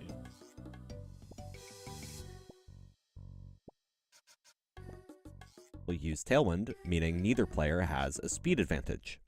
This time, I've got a however, speed what advantage, actually trust me. happens is your Zapdos uses Tailwind, but then you see Whimsicott use Trick Room. This attack reverses the speed order for 5 turns, meaning that your Tailwind actually becomes a speed disadvantage. You will now have a tough time winning this battle. This is really tricky on your opponent's part, because even with the Prankster ability, Trick Room has such a bad Premature move priority speed. that it usually goes last in a Dumb. turn, meaning that they were really just banking on surprising you. So, you've got to be on your Really toes. go out or something. Clever opponents will use any information that you don't know as a tool against you. The imperfect information in Pokemon might remind you of many other games, such as Guess Who, where you have to guess a person from a lineup based Oh, I'm on the dope other at that players' descriptions, or playing card games. One notable example being poker. I'm dope, You're, I guess. You're bro. dope at Guess Who? Yeah, dope. Regional champion, I guess. Regional dope at what? Inside your own home?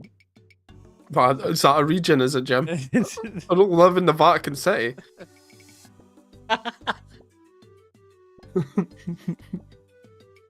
Mate, that'd actually be sick if you were regional champion at Guess Who. I just says that.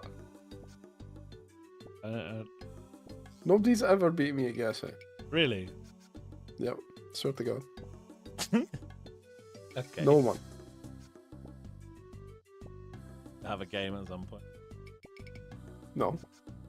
Because then I might lose. And then someone might beat me. Play me, I guess. Pull Pull up up Tabletop tabletop. Simulator right now. Oh, it's at the time. Oh, boys, I'd love to stay in chat. I'm dope Now, at Guess in Who. these games, the imperfect information is kind of the entire substance of the strategy.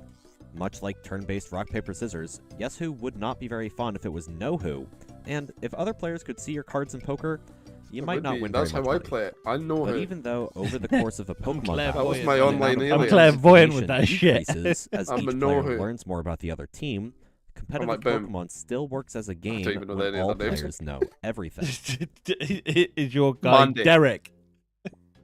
Oh shit, Yeah, you Derek. win. Derek, that's a good pick. Yeah, Up Derek, bro. you must be good at. You must be good at it as well. Not bad. I'm not bad. Yeah, you decent. But I have lost. Unlike me. Not yet. Not on my level. It's alright. It's alright. Played Battleships. Oh yeah. Battleships, Yeah, man. the best. The Battleships is the No, I'm actually shit at battleships. I'm well good at Battleships, but I'm regional champion. Oh, nice. These. Yeah. Own home. Well, that's, Your team and your team I building bet choices Oz has beat can't you. The Battleships, never, bro. Nah, she has. I've never played her. Never played her at Battleships. You're too scared. I get it. I am, yeah. When we have a tabletop game night, yeah, Chris Jim won't gets be people to play them. there. Chris won't be there. No, I'm not playing in any tabletop games. I'd rather shit man than clap. change until the end of a battle or until the end of most tournaments. This means that you're stuck with your choices until the game is over, and that includes any fast ones you're trying to pull on your opponent. And as we discussed in Yeah. the long-term planning section, Pull as many battles fast can ones as I last want, a boy. long time. Your choices and potential surprises or bluffs need to either get you a huge advantage on the spot or be useful in the long run. Imagine that you ran a devilishly evil Trick Room Okay, I'm Whimsicott imagining. and paired it with some super fast Pokemon, all trained to be as slow as possible to really fool your opponent. You might catch them off guard, but you'd better win quickly. Trick Room only lasts for 5 turns, so as soon as it ends, these Yeah, it's Pokemon are tricky. super slow sitting ducks. Literally, by your design. Or, going back to the Zapdos example, maybe Whimsicott doesn't fool Zapdos into setting Tailwind. What if before Whimsicott can act, Zapdos just uses a super effective flying type attack and knocks out Whimsicott? Your bluff got called. So, you have to tread lightly and make sure you really are comfortable with everything that your team does. Imperfect information dials up the amount of uncertainty, which, as we've established, makes Pokemon more challenging for both you and your opponent. Now, on the official ladder, there's a lot of information that you can't see, but it's important for me to mention that if you were to go to an official tournament, like a regional or the World Championships, you actually get to see a lot more. Everything except for the stats of your opponent's Pokemon is given to you at the start of the battle, which reduces variance by a lot, though unknown information can still affect how the game unfolds. There's actually one more source of imperfect information in VGC battles that rarely gets discussed in the same breath: which Pokemon are benched. When players choose 4 Pokemon to bring to the battle, they leave 2 behind. They choose another 2 to lead, sending them out immediately. Even though you know your opponent's whole team, you don't know which of their remaining Pokemon are lurking for you in the back. You have to be very careful with your moves until your opponent Nah, I reveals would their have last known that. Pokemon. That's where this One guy's switch wrong. you didn't expect or forgot about can totally foil all of your plans. You could just play perfect Sounds like you'd be information really good at Pokemon this. if you really wanted to. Yeah, You I and your just don't opponent want sit to down, shake tell up each the other scene. everything You know? about your team and which Pokemon you Yeah. have in the back. The world Whisper isn't ready sweet for a new nothings in number dulcet 1. tones, then hold Sup hands. lads, it's your boys, Henrik Larsson. Say Jim, this is surely no you learning how to play Pokemon. You need to Kenny's, just forking switch your Pokemon in Forking? ND Oot and 210 Snoot, every time you switch. Hey a Jesus. Jin, that'd be some tickle content. Big up the fast Eddie. Come on, fast Eddie. Fast Eddie. Oh my god, that would mean nothing to you. What's boys. up, Henrik Larsson? That does mean nothing to me. Fast Eddie, some geezer in Dundee, some beggar Oh, guy right. that plays the harmonica. Go on, dude. Oh yeah. What's he suggesting? He's still Switch. active, I think. Switch your Pokemon in and out, and every time you switch, have a gin. Yeah, Do some but good you'd stuff. be blittered.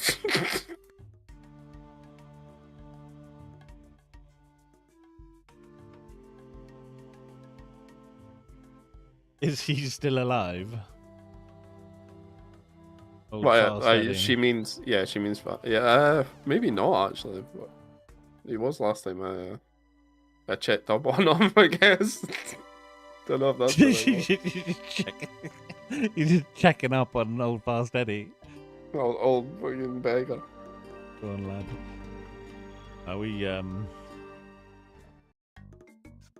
We had a guy called Stinky Pete in Maidenhead. Now they've got jobless Jim.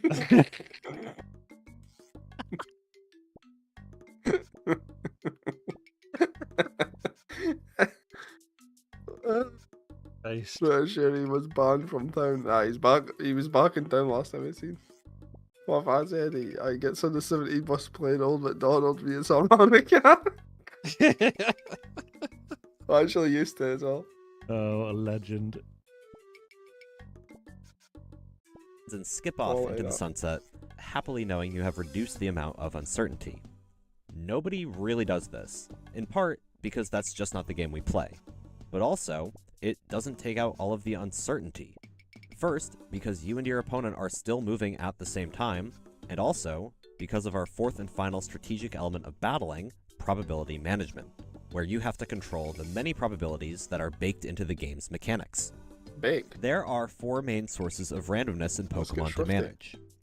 First up is Yeah, move dude. accuracy. Every move has a percentage chance to land on the opposing Pokemon. Most moves are 100% accurate, but not all of them. For example, the Fire-type move Will-O-Wisp applies the burn status to a Pokemon, and what that means is the burned Pokemon Wish takes I a was bit of baked. damage at the end of the turn, but more importantly, the damage Telling done by me its that- physical attacks is reduced in 1/2, which can really hinder a Pokemon. Will-O-Wisp's accuracy is only 85%. So 85% of the time, you'll successfully burn the other Pokemon, but the other 15% of the time, what will happen Thank you is your for your attack misses, patronage. which can have disaster. Yo, Dave, bro. Appreciate the Right. sub, dude. You should be keeping that in your pocket. That's for me in the morning.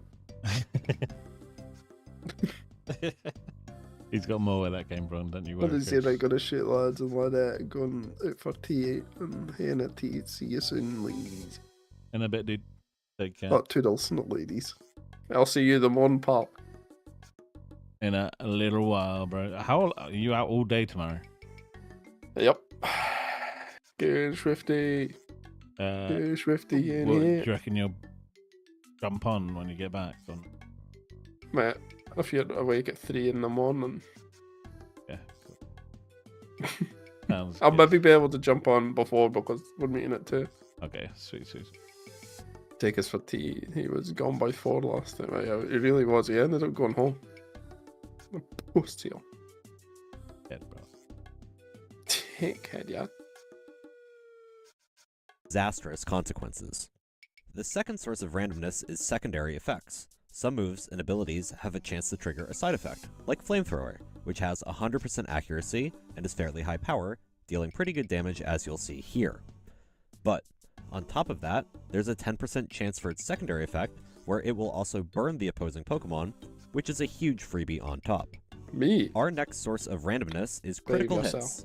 Every attack has a 4.17% chance to crit, or 1 out of 24, but some moves I'm have always the higher last odds. man standing. Slush, Critical hits and you deal know one it. and a half times as much damage, and if that's not enough, they also ignore your Pokemon's attacking stat drops and their Pokemon's defensive stat raises. As you can imagine, landing a rare critical hit is quite powerful. Last up is damage Oh, you went rolls. down in them I've like. picked the roller coaster icon all here for because me. damage rolls Yeah, you know me. increase uncertainty, variance, and complexity. Needed in a down Pokemon num to more than put up any with you. other probability Oh my mechanic. god, that's crazy. The damage done That's mad, bro.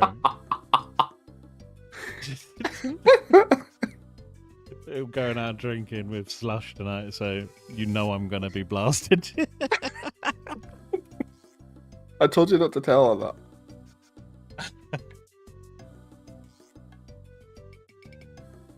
Excuse me. that.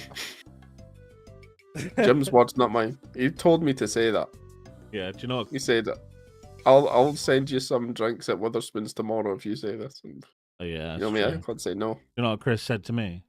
Told me to say. Chris told me to say, okay, Google, play Despacito. Despacito. There's no way she's left it on. There's no chance. Oh, please. Yeah, I I still have thought her so. muted. Fair. done by I one was gonna attack is send calculated by the I was damage gonna send her formula. a voice note on WhatsApp. Do Oh, it, but mate, that'd be so funny, bro.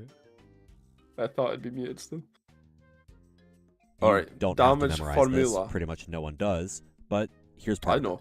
At the end, Oh it's my multiplied fucking God. one final time by the damage roll, a random integer between 85 and 100, which is then divided by What 100. the fucking maths? As a result, there are up to 16 That's possible well, damage you're right. values that a move can deal on any That's given exactly turn. what it is. This means that sometimes you're playing a battle, let's Statistic say is fine. Snorlax and Whimsicott this time, and your attack does what She's looks right. like just over half of your opponent's health. You're happy about this, because that means Mhm. the next one will knock out Whimsicott, which would be a big deal. But on the next turn, because of damage rolls, your next attack might actually do just under half of Whimsicott's HP. Your second attack might have low rolled, getting one of the lower 16 possible damage rolls. This might also raise your blood pressure through the roof. Move accuracy, secondary effects, critical hits, and damage rolls. Only the Avatar, master of all 4 elements of variance, can conquer Oh my competitive God. Pokemon. Probability management playing such a huge role in Pokemon Avatar battles of means that being strategic is all competitive about Pokemon. taking risks appropriately and trying to maximize your odds at any given point. Do you really have to use the inaccurate move if you can find the illustrious and elusive 100% win condition? Or is that risk necessary?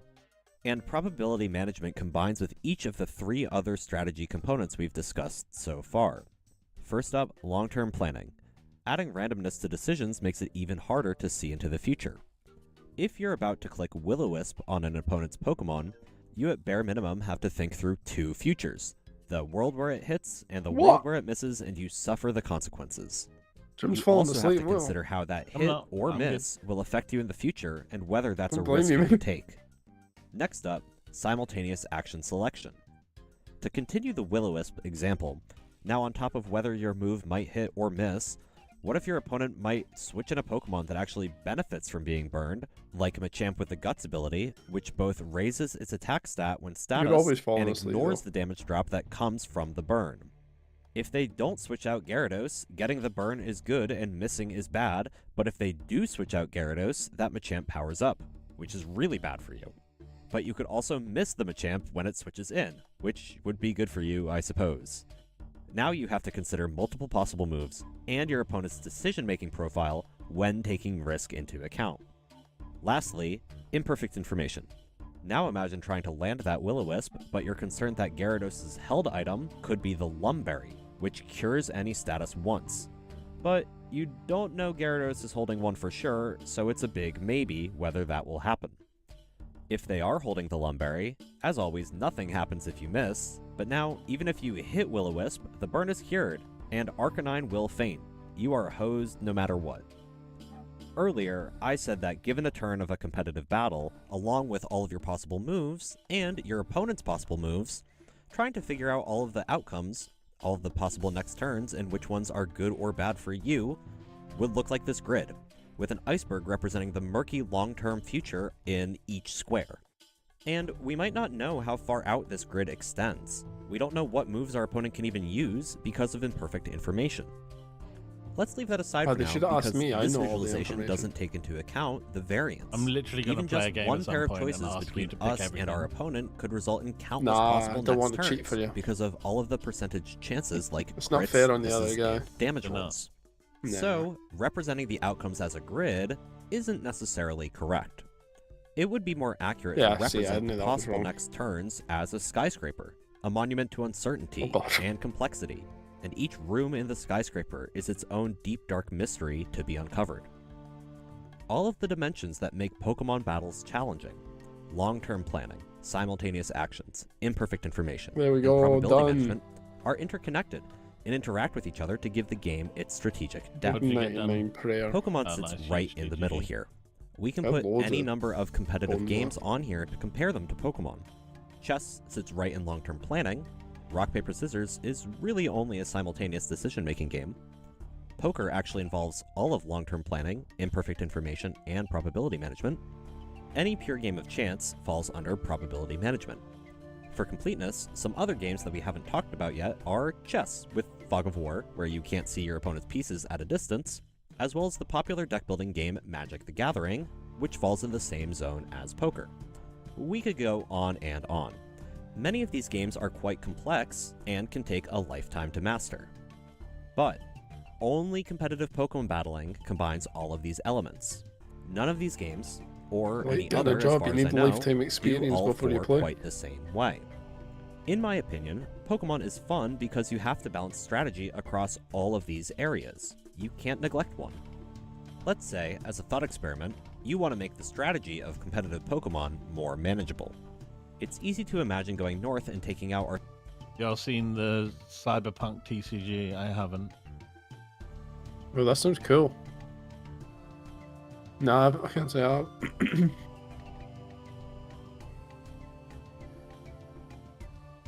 Is it a computer game? Actually, No, it's probably collector stuff. collectible.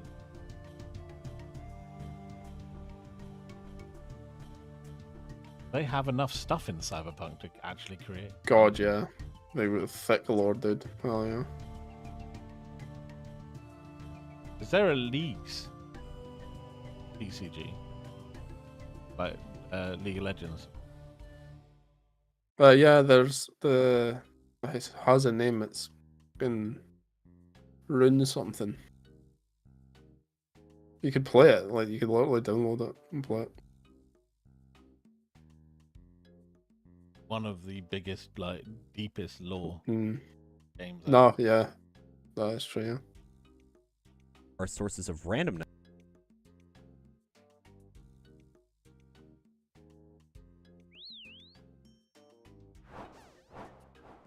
No, it's check it out in this.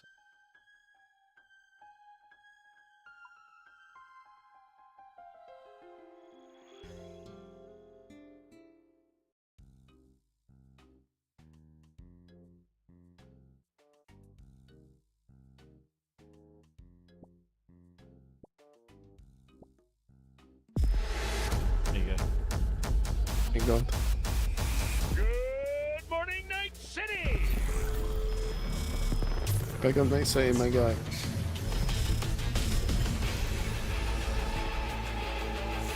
I bet some of the artwork is fucking mad. Hell yeah. Flex your chrome.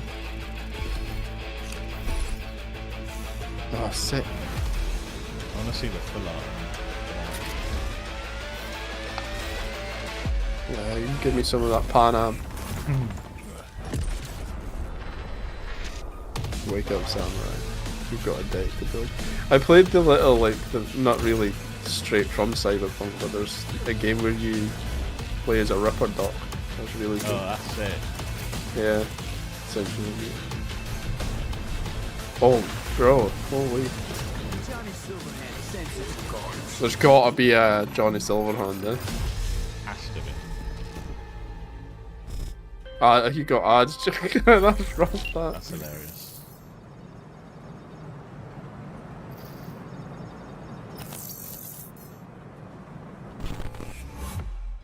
That does look good. Yeah, honestly, banger. Very cool. From Pokemon. No more heartbreaking misses. No more awful critical hits, which completely removes variance at the expense of the complexity that makes Pokemon interesting. It would also reduce some of the uncertainty. If you wanted to really reduce uncertainty, you could also take out the imperfect information, and to remove uncertainty once and for all, you could take out the last source of it, simultaneous actions, creating a classic turn-based game with no uncertainty at all, making Pokemon battles as chess-like as possible. But even then, even after taking out all of that strategy, and complexity, and uncertainty, the game that you would be left with still wouldn't be chess. Because, as you probably know, half of the fun of Pokemon is building a team. And you've been waiting long enough to hear about that. Yeah. In most formats of Pokemon battles, you have complete control over This your is the team menu simulator part of it, Chris. Yeah, let's go. of 6 Pokemon, and all of their attributes that we mentioned before.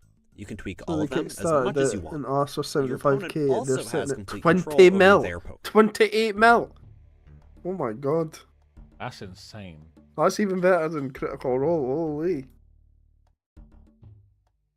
Fair. And way better than what's it called? Downfall board Slay game. the Spire as well.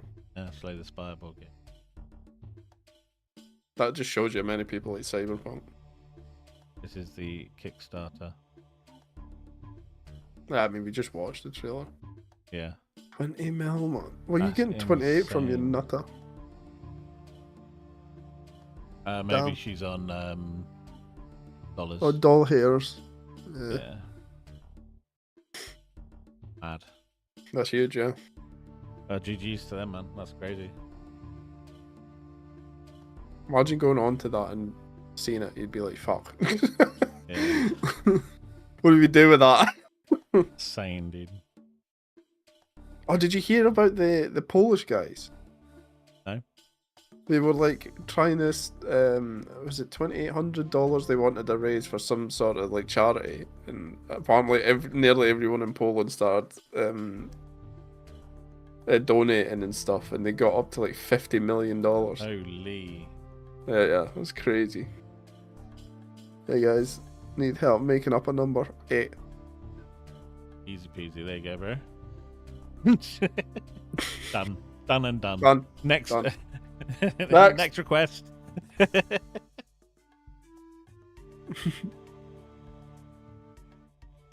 Ancho's 13. Crazy work.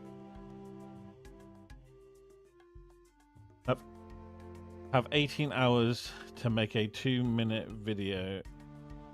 How long should I say it would take to make a 5-minute video? Well, at least 40. Are you okay in the head, Slush? I have 18 hours to make a 2-minute video. I want to make 5. 16 hours less. I mean, to be fair, that's 12 probably hours their less. thinking. Probably. I'd probably go with like 28 hours, maybe, Marky, because a lot of the time is like the setup.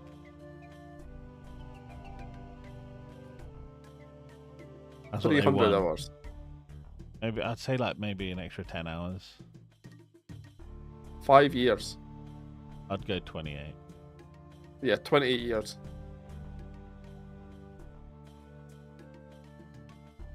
A millennium. We'll just tell them the video will be done when one game of singles Pokemon will be done. They'll never get it. Let me tell them. Yeah, good luck, brother. No, yeah.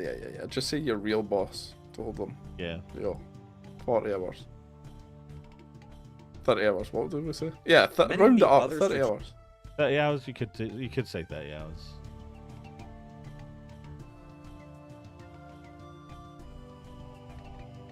I feel like Now, saying let's get through this 28. 4-hour games video we've that was turned discussed into so far do not have this much That's- customization, me if too. they have any at all. primarily. Imagine if you were playing chess and you could choose what pieces to put on the board, like 15 knights and 1 Charizard. Oh, if you fuck want. yes. What chance? This is my kind of chess. Let's go. Yes, sir. I want to play Choose with what 1 pieces to put on Charizard the in board, chess. like 15 I knights. used to want the Pokemon. Look was at in this shit. Monopoly. What was that, Chris? I used to want the Pokemon Monopoly. I think it's Monopoly. No, yeah. There Something is like a that. there is a Pokemon Monopoly. I've got Disney Monopoly. Of course you do. I know. I'm not a fan of Monopoly. No, Monopoly. It takes way too long and it's way too toxic. Yeah. I want to play chess with a Charizard. That'd be sick. Yeah, innit? We had Pokemon Monopoly too, hell yeah. I have the Disney one. Fuck, I'm like We Slash. had the last time I played Monopoly, we got the electronic one where you speak into it Oh. and it cannot understand Scottish. Can it not? Oh, I no. bet that was fucking chaos. I mean, I launched the thing across the room. They just done my head in. Hit the silver blue box, John. I think so.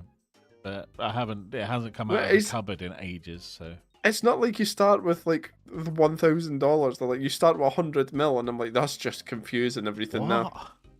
Yeah, it was like add 10 million pounds. They're like, please repeat. I was like, Oh, mate. It was rough. And Next 1 time I'm Charizard. up here, no, we're not playing Monopoly. You'll never get me to play Monopoly. No, I would never play Monopoly, and I actually like board games. Take it to spoons. You're playing on your own. You'll be playing on your own. Yeah. Imagine, Why did you say Imagine it with such cheating. hatred? Yeah, you'll be playing on your own. because I despise Monopoly. Yeah, let's play like. Guess who then? How about who could drink the pint the quickest? That's a good board game. I wouldn't even win that. I can't down for the life of me. I potentially could win that, but I'd regret it. Yeah, and you don't like pints. Yeah, so it would be horrible. It'd But be a pint of gin. oh my god, bro! Or no, what is it? You're drinking now? Rum. Oh, Rum You'd be rum gone. and orange juice. oh, Good. I want some rum now. Oh mate, the rum I have is so good. Where is the rum gone? The rum gun. If you wanted. Imagine poker, where you and a friend choose your own cards to put into one big deck, like a collaborative game of Bellatra. And what makes Big of Pokemon Bellatra. team building in particular very challenging is that the possible combinations of all of the different knobs that you can turn, all of the Oh. possible ways you can customize a team, multiplied together to equal all possible Oh. teams, that number is big. Oh my. It's Very very, big. very yeah, big. it's huge. In Actually, huge. 2019, Smogon Forums user Massive. Delibird Hart calculated this number as 6.08701 times 10 to the 218 possible teams. I've included a link to the thread in the description of this Is video. that? That was for the Ultra that Sun big. and Ultra Moon era, Nah, and there are only more Pokemon since then. my willy's bigger than But that. that That number was is more exactly- than there are that was suns in the sky, exact thing that more was in than my the head, number and I of just atoms in the laughed. universe. What? My willy is bigger. You're thinking about my willy? The smallest change to a team really does matter. Real-life tournaments with prizes worth thousands of dollars have been won or lost by training a Pokemon to be 1 speed point faster than the other players. That's an insane Remember, number, by the that way. if a No, I Pokemon is know. knocked out before No, it can for move, sure, the yeah. attack doesn't go through at all. My Just team like was the the best. Gengar It's and just full Annihilate of angry example, little where the squirrels. faster Pokemon could win on the spot. The guys with So, the being shades. just They a have, like, hair what were they called? faster than your Squirtle Wartortle, opponent can the cause War- a whole Wartortle, yeah. skyscraper Oh, of no, were they potential Yeah, they're little Squirtles? outcomes of this They're turn Squirtles, yeah. to be flipped on its head. And, Yes, of it's a course, Squirtle squad, moving isn't it? before your opponent means any secondary effects I may be prefer more the Squitter impactful. squad. The strongest status is Freeze. Oh which shit, that's happens only rarely, bad in my This pants. is renders a fucking your Pokemon mind, completely unable bro. to attack for a You need to get your mind out of the gutter for a bit, okay? It's kind of hard, mate. Trust me. I mean, fair. All right. number of future turns. Stopping an opponent's Pokemon cold with a Stray Freeze from a move like Blizzard has turned many a game around. We focus on Freeze is battling hard to hit, first in though, this no? video Yeah, it because there, the goal is very clear. Win the game. But optimizing the whole problem, Thought it was team difficult. building and then battling, is a lot murkier. Sure, you can say that the goal of team building is to give yourself the best tools to win the battle. But what does that even mean? Now, there are definitely some good rules of thumb when you're team building. Some Pokemon, like Mewtwo, have high base stats, meaning that they're super powerful. And some Pokemon, like Bidoof, have much lower base stats, meaning that unless you have a really, really good reason, you probably would rather have Mewtwo than Bidoof on your team. And, as we talked about before, you probably want the Pokemon on your team to work together well and cover each other's weaknesses, like how Gyarados helped defend Venusaur from Arcanine.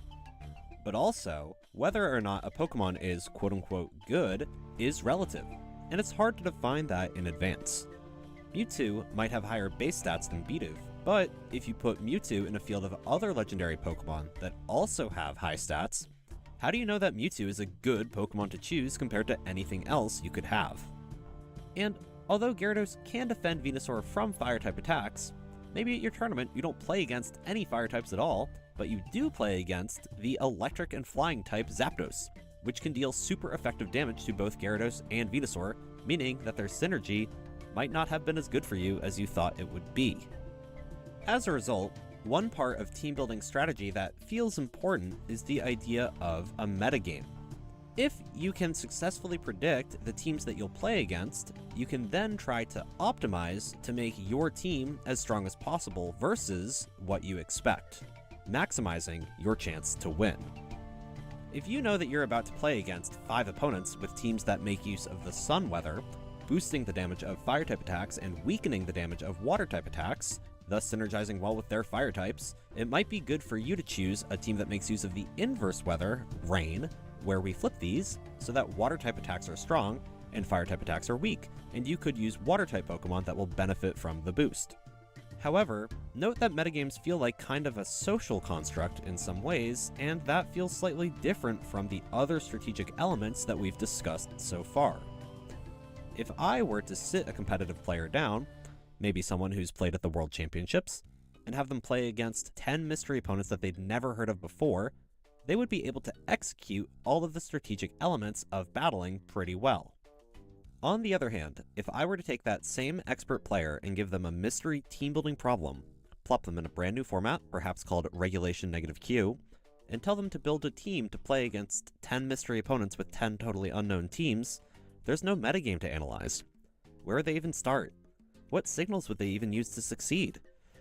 Actually, in my next video, I'm going to try tackling this problem in a fairly unconventional way, and it doesn't go very well, so please stay tuned and subscribe if you want to see that.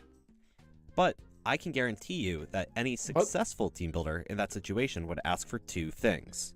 First, a ladder to test their ideas on, and second, information about what other people are doing, which is again metagame or social information.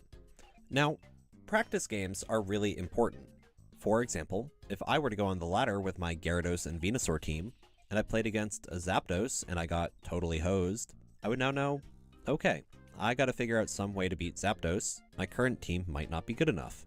So, I'd go back and make some adjustments to my team. Maybe another Pokemon would be better. Although you need a team before you can battle, it's a two-way street. Team building is dependent on feedback from the battling stage. The result is that the team building process is really iterative. It's a problem with 2 parts. You build a team of Pokemon, you hit the ladder, you get some feedback, you tweak your team, repeat this process forever, or until your tournament. But the circular nature of this process makes it hard to know Right, I've listened to all of this, but nothing is going in. No, I feel you, bro. Hit the dab. what's to blame for success or for Hit the failure. dog. If you build a team and win 10 games with it, who's to say how much of that is you being a good battler and how much of that is the team being a good call? What if you play all of your practice games against someone whose decision-making you know really well, like Terry Normal, and then at the tournament you play against people who make decisions in completely different ways? Or what if you get lucky in practice, let's say that your team is 6 Ice-type Pokemon with Blizzard, throwing any sense out the door, and then during practice you freeze every opponent to win all of your games. Yippee! But you might not be lucky enough to have that happen again during the tournament, where the weaknesses of your team, like any fire or rock type, are exposed for all to see. Now, the two-step game, where you customize and then you play, which then gives you valuable feedback, is not necessarily unique to competitive Pokemon battling. Many games let you choose what resources you have available to you, most notably deck-building collectible card games like Magic the Gathering or Pokemon's own trading card game, in which there are many cards available, possibly thousands, and you have to figure out which ones are going to work well together in your deck. As a super rough estimate, if there are 10,000 available cards, and you can have 60 in your deck, that's 10,000 to the 60 possible options for a deck as an upper bound, or just about 10 to the 240th, which is a similarly large number to the number of possible Pokemon teams. Just like how the amount of complexity makes battling fun, I think the complexity of team building, or in any similar deck building game, is a huge part of what can make it enjoyable as well. If you are someone who really likes team building, and I told you, hey, in Regulation -Q, you can only choose from these 5 Pikachu, and don't worry, I already customized them and gave them moves and items and stats, you might not like that very much. Part of the fun of a brand new rule set of allowed Pokemon, one with more than 5 Pikachu, maybe even a new generation of Pokemon with ones that nobody's ever used before, is going in and saying, nobody knows what's going on in this format, I'm going to be the one to figure it out. And if you find some new strategy that nobody else has ever expected, whether or not it actually wins battles, that feels cool and unique. The customization in team building feels like a personal choice, or like an art, and it's one of the best parts of playing competitive Pokemon. For those with stars in their eyes, though, the people who dream of being the best and who want to take on the world's toughest trainers that all have the same dreams. If that's you, you can't just sit around eating crayons. You've got to master both the art of team building and the strategy of battling and perfect the loop of how the two fit together. That's a tall order for just about anyone. So, yeah, team building is very, very complex. Going back to our strategic components of battling, all of these pieces are actually quite well studied by people whose day job is game theory, like economists or computer scientists. It's plausible, though I don't know for sure, that given a Pokemon battle, there is a quote-unquote best way to play it, that these people could use what we know about these components to find. But for team building, I'm not sure we really have the tools yet to say exactly what it's made of. I think it will require novel research, not just Professor Oak in the Pokemon world, like actual real science and theory, to similarly define what the strategic pieces of team building are, let alone how to use those pieces to be a good team builder. I'm going to leave you with one last story.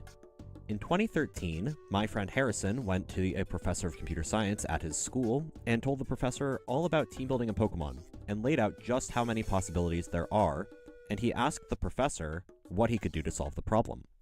The professor laughed at him and said, "If you solved that, I would give you a PhD on the spot." Well, here we are all these years later, and I don't know how much closer we are now than we were then. So, that's the game theory behind competitive Pokemon. It's unique because of its two-stage team building and battling loop, as well as the huge number of possible teams and the combination of strategic elements that battling is composed of. When we say that Pokemon is like chess or like rock, paper, scissors, this is what we mean. Well, there's parts of the strategy that are kind of similar, but because of how much goes into battling, not to mention team building, Pokemon is its totally own thing that is very, very hard to put into words, let alone win at. Unraveling the challenges behind both team building and battling is the fun that I have playing Pokemon. It took me years just to be able to put all of this into words that I was happy with. I'm still learning too, and who knows how much else is out there. I hope that after watching this video, you learned a little bit, and if somebody asks you why competitive Pokemon is hard, you feel like you can say just a little more than you could before. And if you play competitive Pokemon yourself, know that what you do is a very difficult thing indeed. There you go, boys.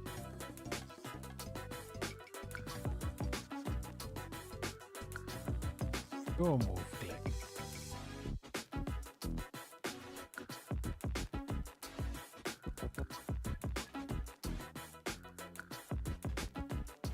Oh, that Fermi is hard. It's difficult, bro. Is that what you've been trying to do? I've only started it, yeah. That mate is so difficult. Banger video, in my opinion. Oh, Wolfie commented.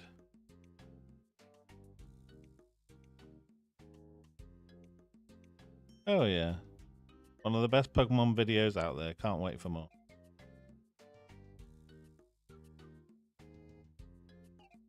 It's one of these besties. Okay.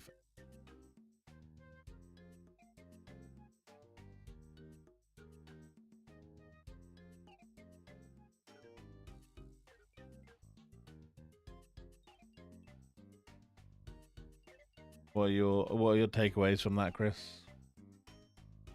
I'm probably already the best at it. You think? Nah, I mean, I already knew it was hard. It's just not fun to me. That's fair enough.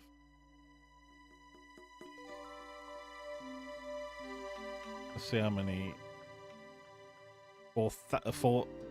4,000 potato seeds. There you go, bro. Basically Oh, yeah. what I did. Kinda mad. What's a hammerstone? Never heard of hammerstone before.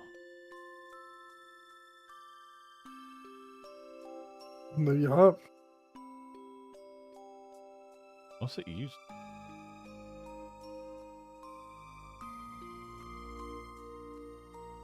I have no idea. That's a hops. There you go. No, you don't.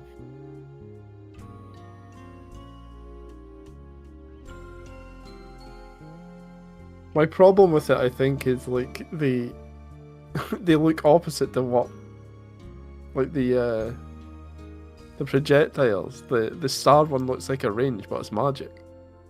Yeah. Yeah. So I keep doing the wrong one. And the Vice red one versa. feels like it should be. What's it called? Melee.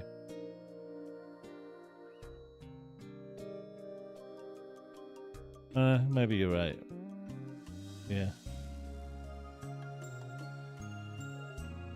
See, my problem with it is just the Berserk phase, dude. I'm fine with the first part. As soon as it goes to Berserk phase, like, it just chunks regardless of what. Because I tried again Yeah. the other day. It just chunks the fuck out of me. And I feel like I was just doing no damage.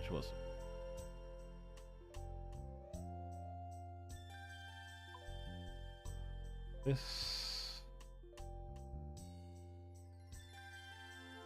And so, seed-wise, your Sezin, take your snake grass.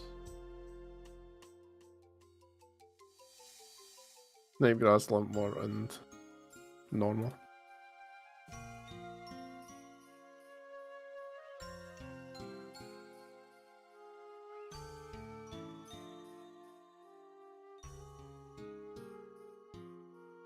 Oh my god, I did. I'm fucking hitting him with the rune cross. Oh man, this is going to shit this one. Rana. Ugh, too hard.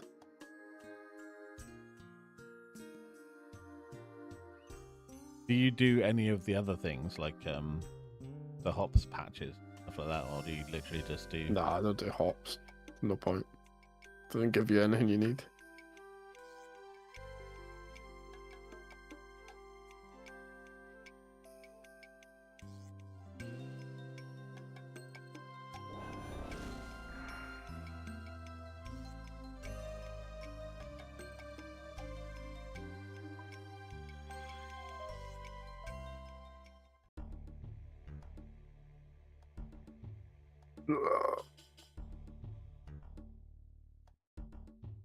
I reckon Shane loved that video as much as me. I think I don't think Shane was happy with it. Nah, she loved it. Trust.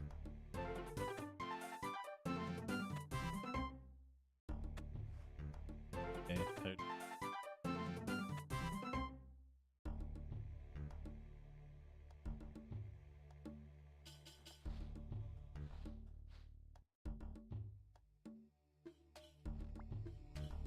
I think it's pretty much what we were saying before anyway, right? Where like, it's not like you don't necessarily respect it or don't Nah, people want like it. They people, like it. yeah, you don't want people to say it on or whatever.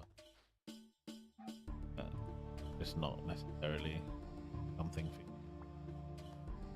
And I don't think any kind of video would change that fact. No.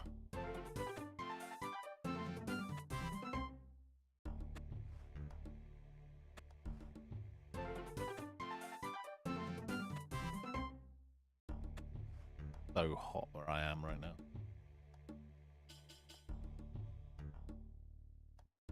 Yeah, I feel it, bro.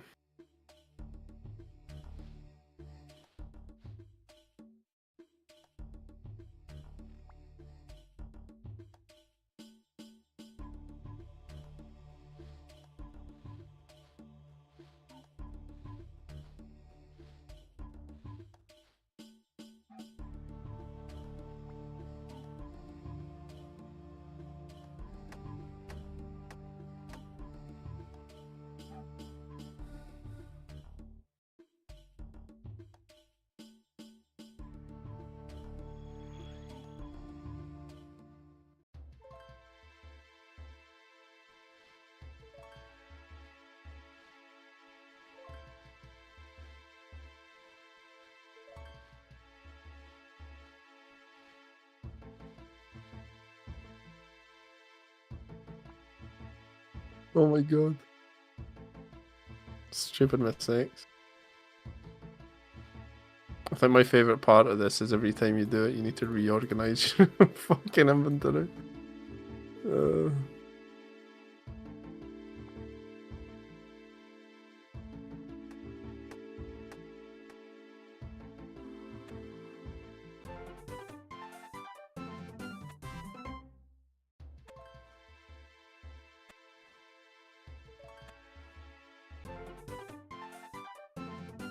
$69 farming. nice. Hey, that's the funny sex number that I've definitely done so many times. Casanova. Casanova over here. Yeah.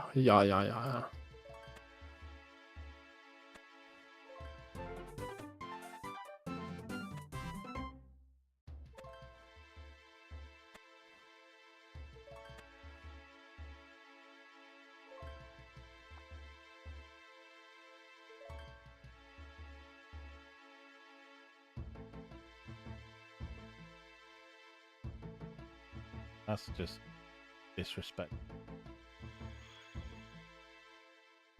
Can't believe you'd say that, Slush. Thought better of you.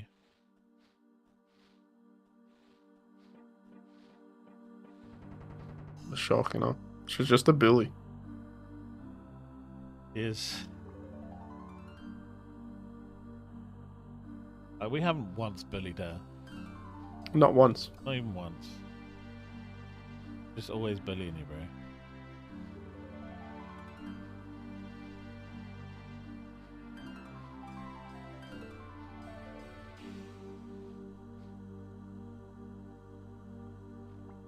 Not on.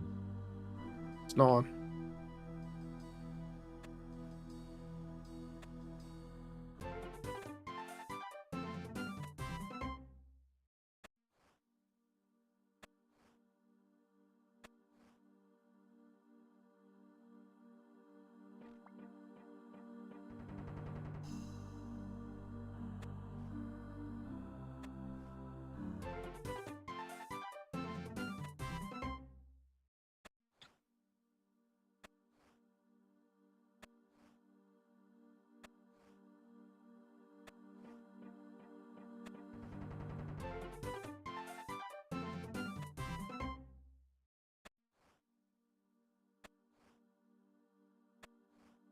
7 health left, I think.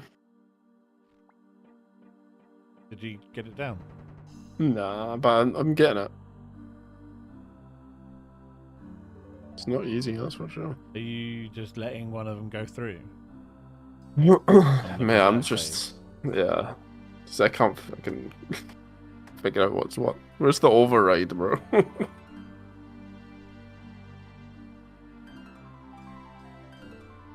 It's because they're both like the same color. Like it sucks. I mean, it's a me problem, but What's your setup right now? Your setup. what do you? Just Verax.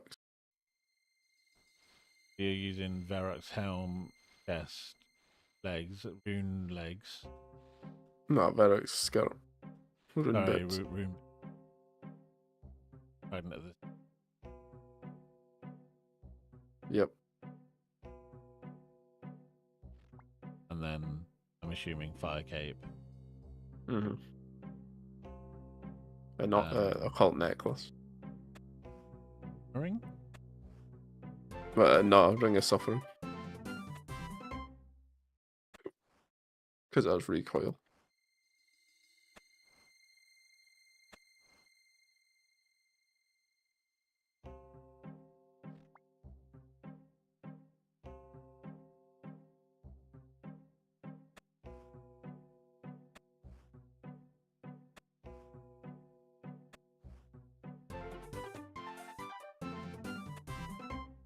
Farming is.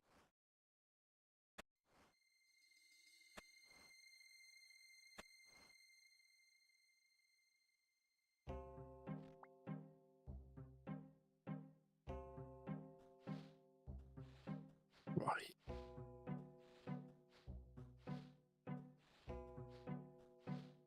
Oh man, I'm so close. Holy Jesus.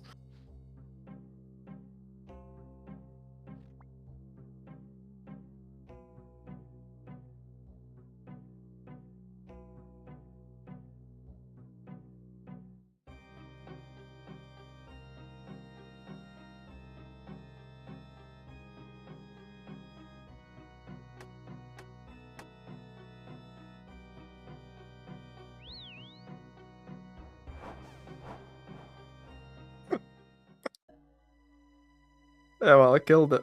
Did you? Did you die Yeah. at the same time? No. I shouldn't have got that kill. I got to the second phase, you know, you have 3. You have the 2 normal, then the last one. I just gave up and just started eating through it. Well, you just stood still. Yeah. I just let the thorns do the damage.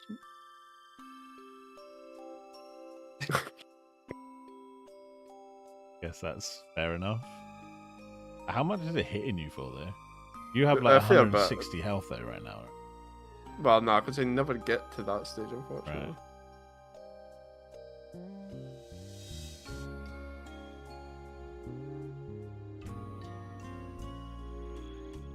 How much prayer pen do I actually have? League's task completed. Big. Mahogany tree done. Big up.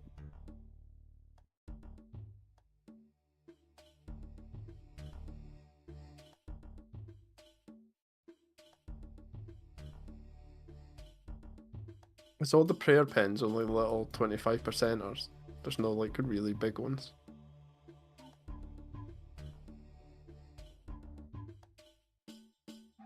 Yeah. This I've went off the wagon, but I'm making it up as I go along now. Because I'm not going to need the 1-tick weapons ever. Because I'm just not going to use it until like late game. Yeah. Let's just do that.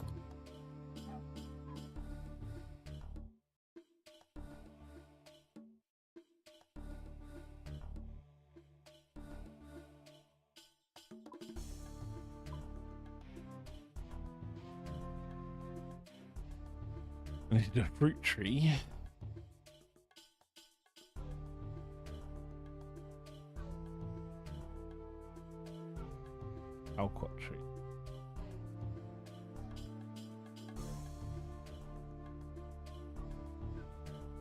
Higher Tree and Nimshral. Dragon.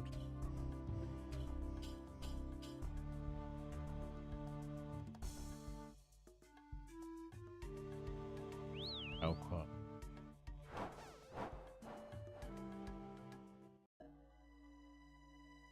Dragon. Alqua's only in Brimhaven and Castoria. I go Calqua. Have one. Have one. Have a dragon. That count as a fruit tree. Well, Yeah, yeah. that one. I do. Fire trees. One of each. Gold.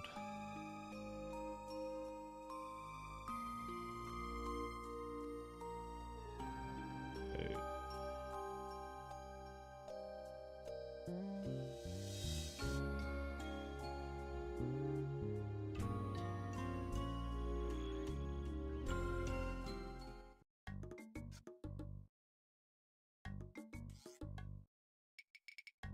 Wow.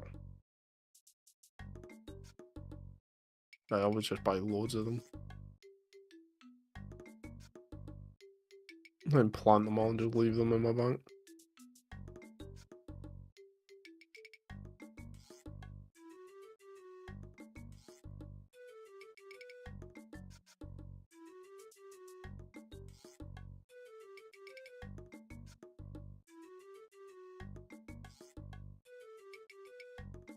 Is in one of them Brimhaven.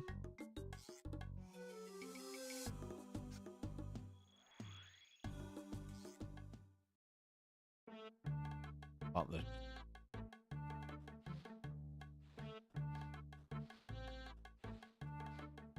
And there's another one at.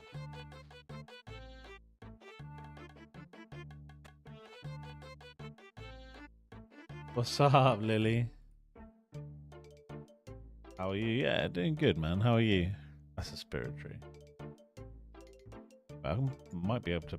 I can grow a spirit tree.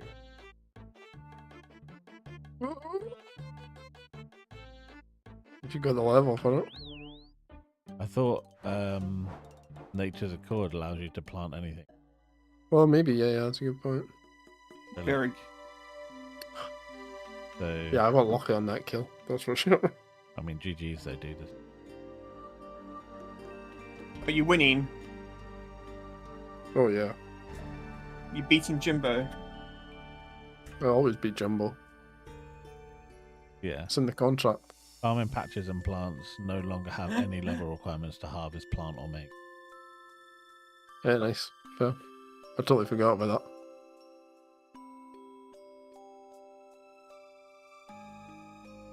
Spirit. How are you doing, Lily?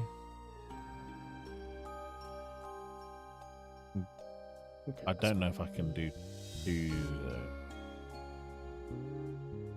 Nah, the only other one we can do is in our house. Which we don't have the con for yet. Oh, that dragon fruit tree. Fade. Hilarious.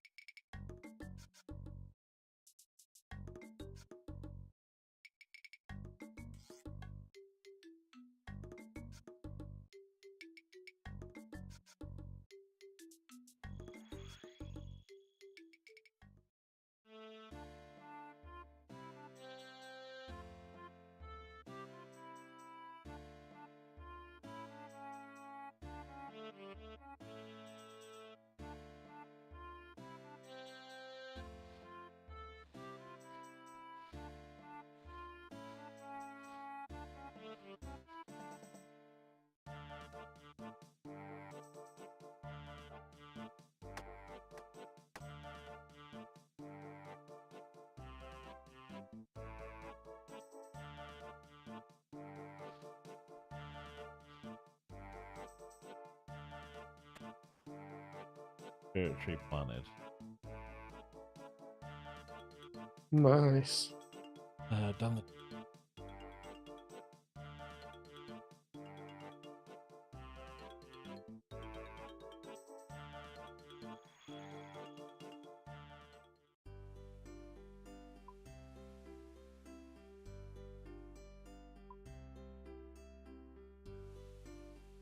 Just a fruit tree.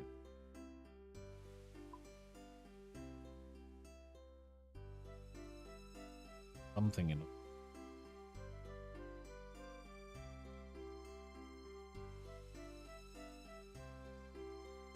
God damn.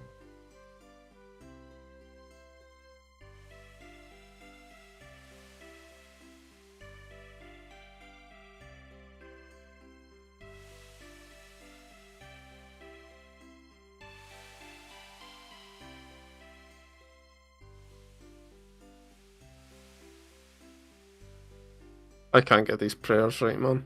It's difficult. They just don't look right. That's my problem. And they used the opposite ones than I'm used to.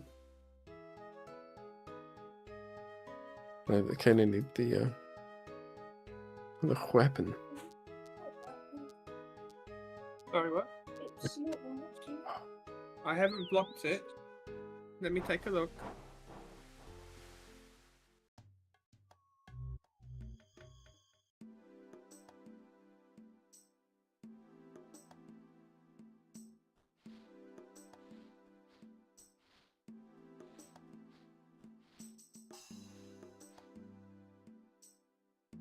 Where's the papaya patch, bro? It's just a fruit tree. Is it just a fruit tree? Yeah.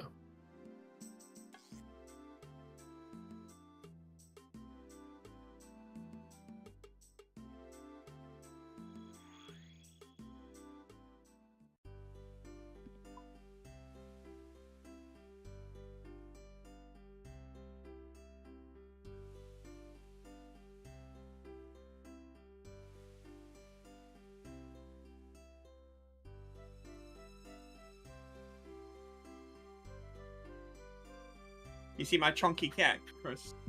I did. That's so cool. I like that they let you do that.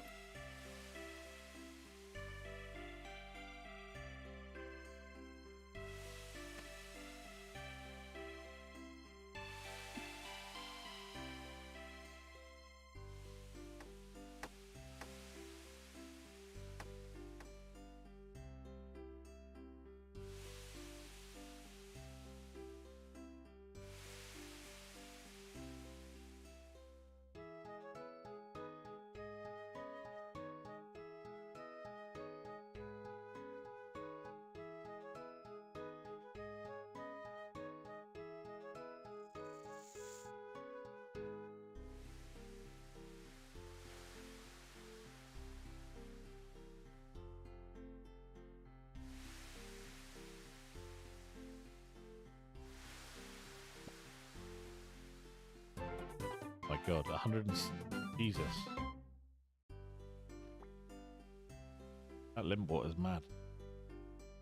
Yep.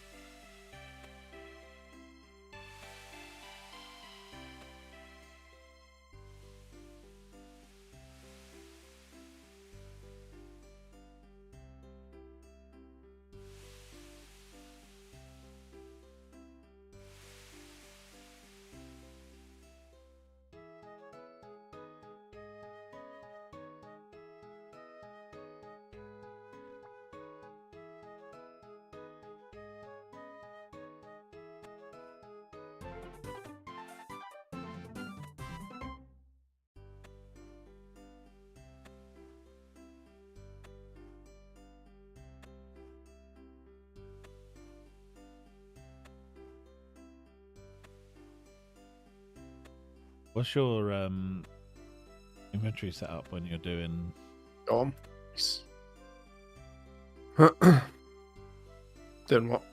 When you're doing the Thermi Echo? It's just a bunch of food. The Just a shit couple ton of prayer pots. I was taking like Um, 5 prayer pots, and I really don't think I need that many. No.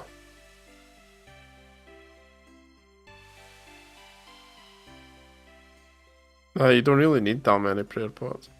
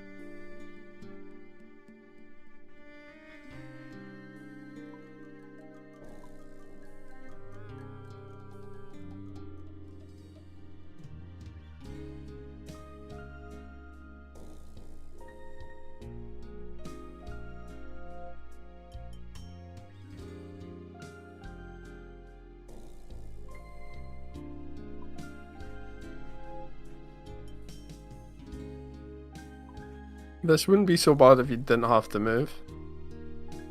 Yeah.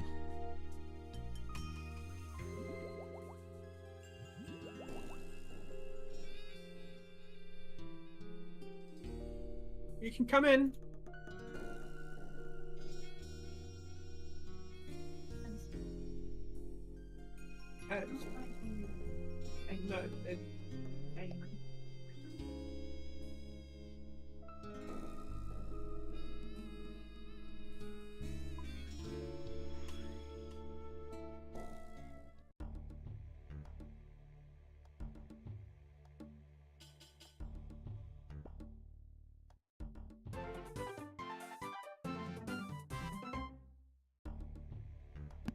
Can't hear a thing. I got like 2 fans going. Can't hear a thing. Nice. Got fans, we get it. You're super cool. Only got 2. I mean, better than 1 and better than 0. Do they?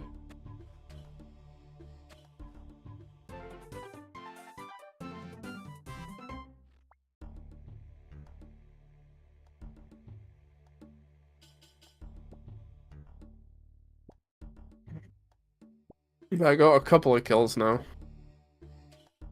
We're learning. Any drop? Yeah. Money. Great. But yeah, let's just start the fight with half health. That's a good idea.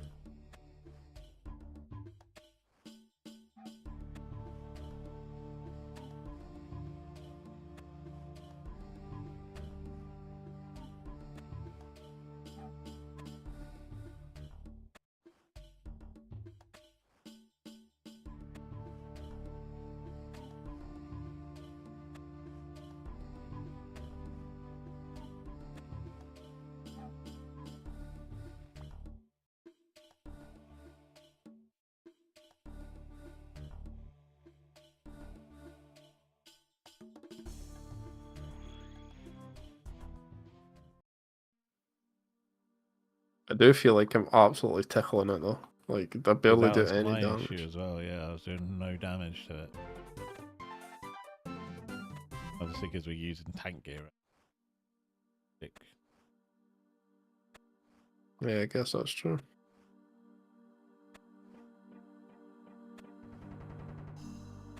It just felt like it was taking. On the one hand, you use the magic gear and you get hit Or ridiculously you're just hard. dead. Then you take tank gear and you're hitting horribly.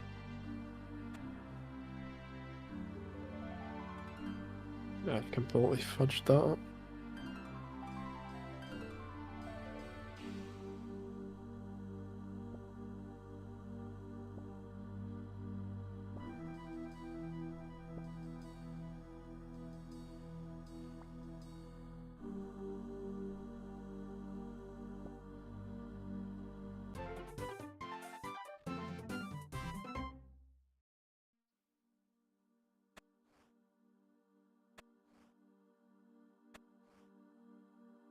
I'm off for a nap. I'm exhausted. Enjoy, today. bruv. Have a great. In a bit, Slush. Take care. Ah, man, I wish I could have a nap. Permanent dirt nap. Alright, Not really. great. I wish I was dead. No, I just wish I had a general anesthetic.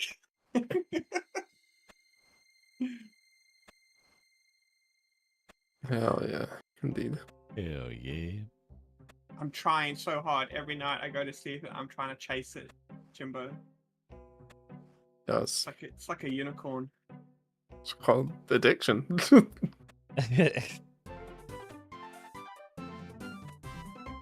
No, I really don't want to like- do I don't this like- thing that I experienced over and over. I don't Sphere like- sounds like someone familiar. That sounds kind of unhealthy, bro.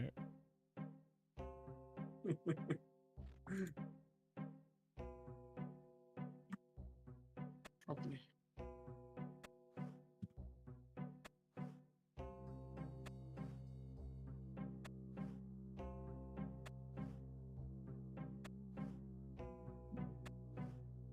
Be right back.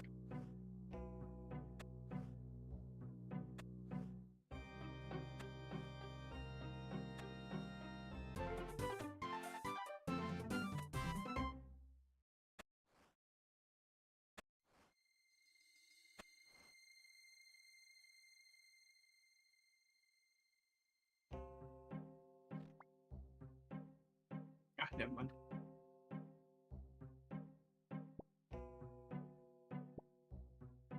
What you got planned for the weekend, guys? I know Jimbo's not doing anything. How about you, Chris?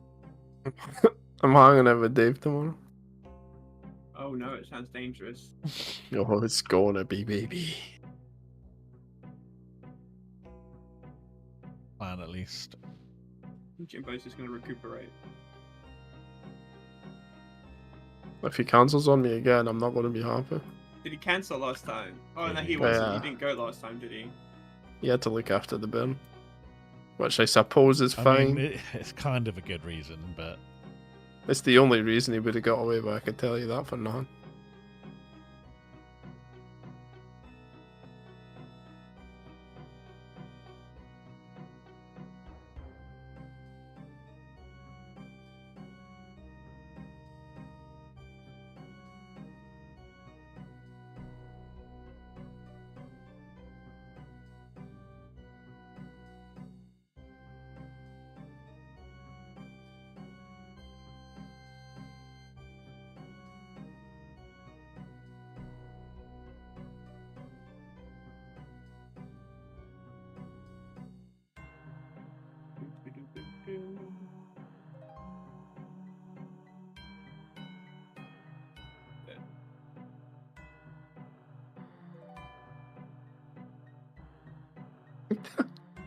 Oops.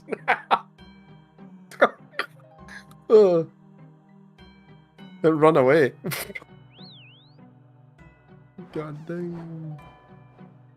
I had to stop before I lose my mind. Jesus. it really isn't easy. I mean, I've got it. Like, I'm getting it down, but I maybe just try and do get as many parks as I can, and then because I think I can nearly swap into Water Mage, and I think it's just going to be absolute cake with it. You Yeah, think? I'm 1 point away. But then I don't know if I do a CG while I've got the prayer pen.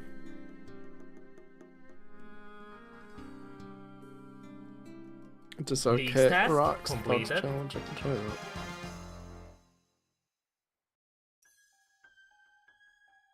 Well, they can under Fight Caves.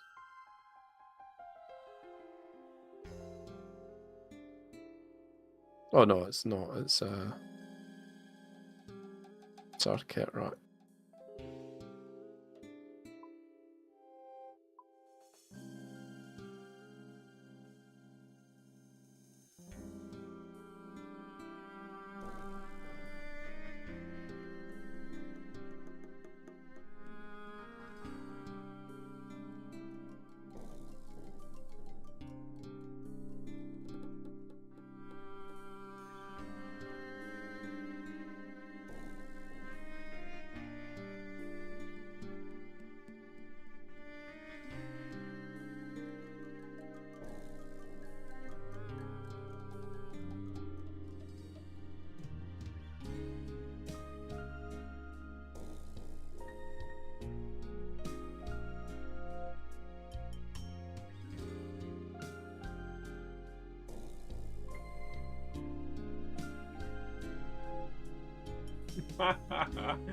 I am a god.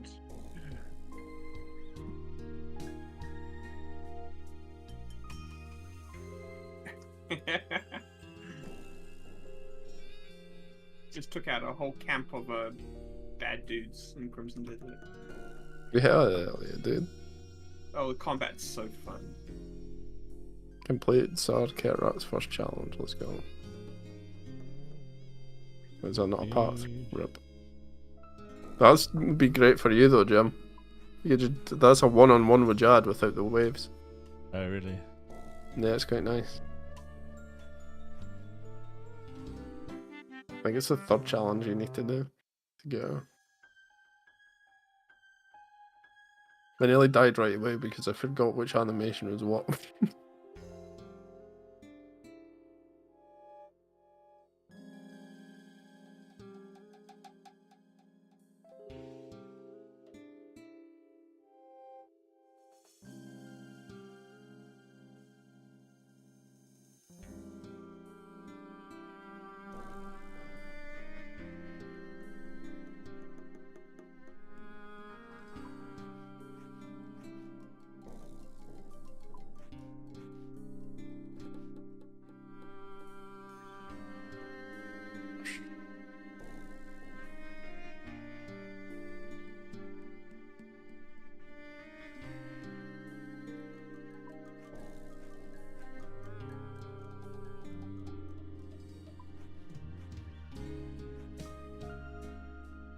After like going in there, having not done like caves in ages, and then That was the problem, right? yeah, and then just not listening to the sounds or animation beforehand, like Yeah, the I should have first did time that around. too.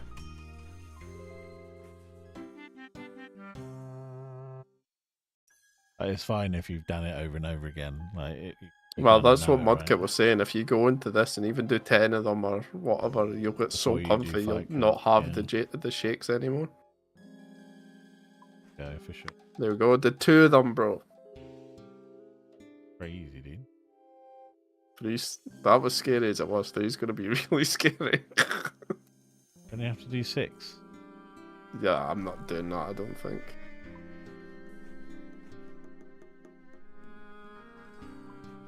Not yet, anyway.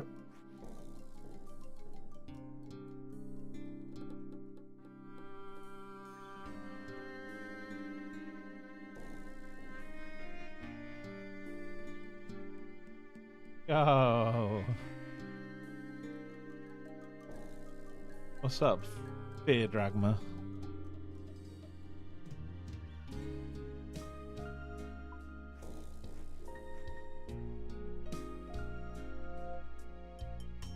This is horrible.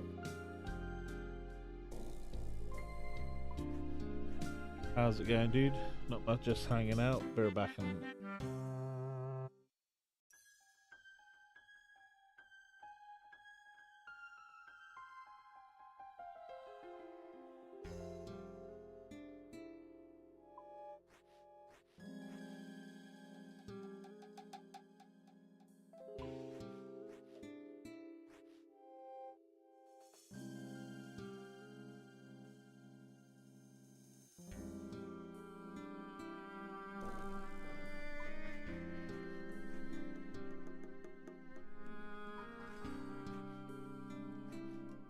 League's task completed.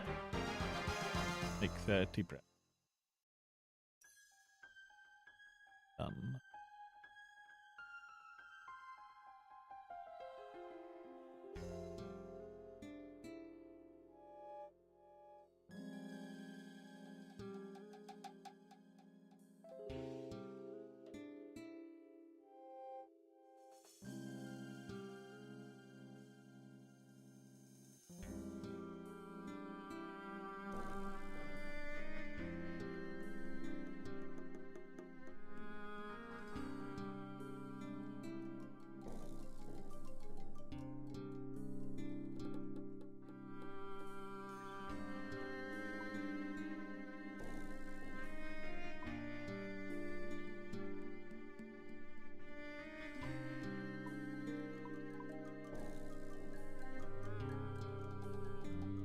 Oh, done it.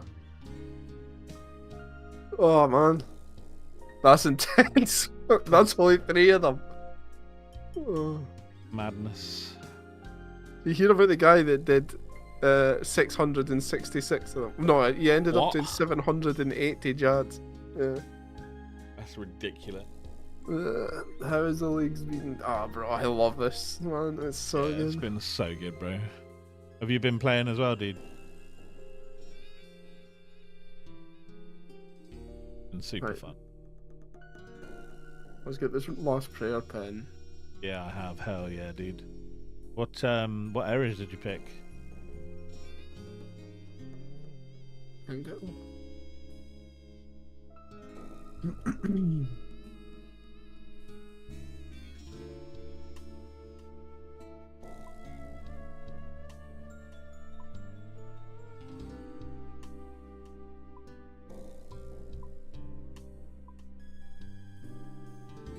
Oh, Zaya, nice. Andrew and Zara and Priya. I heard Zaya's a bollock. Oh, really? Yeah, a lot of the part points are hard. Do I have?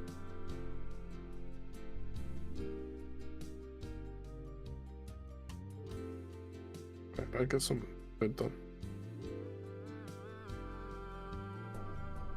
Plant some bombs, I think. The Yama grind take a while. Yeah, I like Grama. Yama is a fight though. It's really good. Right, let's go back to Huey. And then I'll love you and leave you guys. So I need to go cook Ramayama. Yama. Yeah, for real though. I really enjoyed doing Yama with you and And leaks, yeah. was Oh, Gridmaster. good, sorry, yeah. It was super fun, man. Right. Love you and leave you. Bye, boys. Enjoy your night. Peace. Bro, take care. And there was just you. There were 2, me and you, Marky, bro. Side. I'm not crazy far here. Just kind of been chilling with it. A lot of AFK grinds and stuff, but I have 99 magic, have 77k, 77. 99 hunter, 99 feeding. That's where I'm at the moment. 96 defense, 99 HP. So I'm getting there with it. Kind of doing somewhat of a farming grind at the moment. I was just getting set up to do Heart of Darkness quest essentially.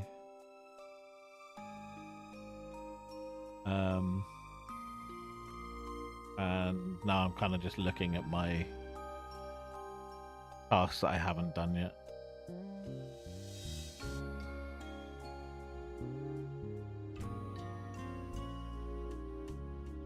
I need 25 Guam leaves. I might need more.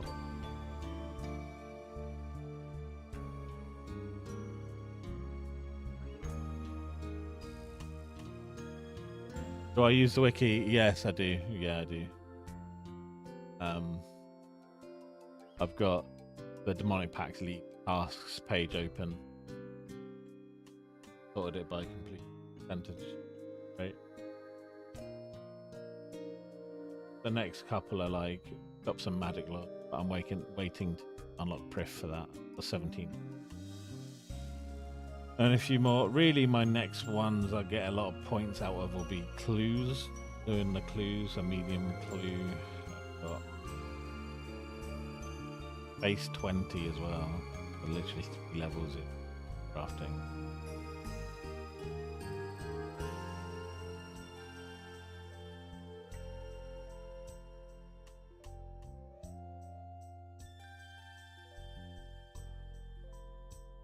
Need to do Oxley or Axel one time. They give me back point.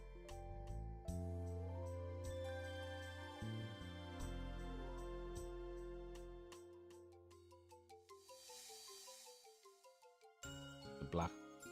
What areas are you going for? So I have obviously Valamol Karamja, but I have Kandra in Mauritania, and we're going Riff as well.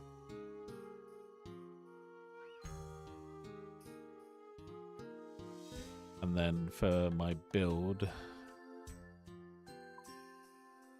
we have the charged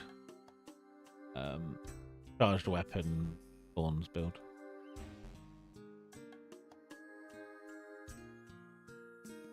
At the moment, we're heading this way for more chance to regenerate, right?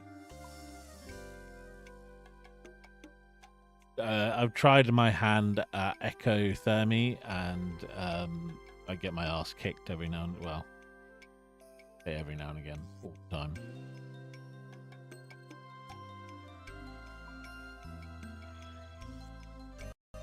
I just struggle at the stage.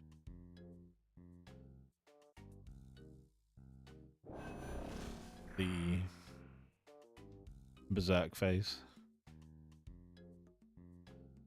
Yeah, I'm not one to go crazy hard into leagues.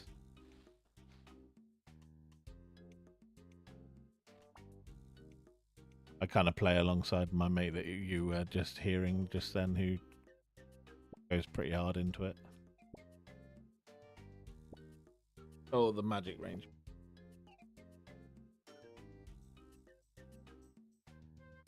Also, I'm not the most knowledgeable about the game,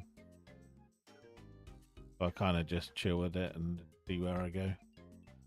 I want to do CG. If I can do CG and if I can do the Echo buses, then that would be really cool. Getting 99 and everything would be a nice little goal for me as well. But yeah, I'm not fussed about not getting to some things, you know. And I've had like little challenges along the way, like when I went into Moons and Kraken and places like that. I was trying to complete all the combat achievements. I think for Moons,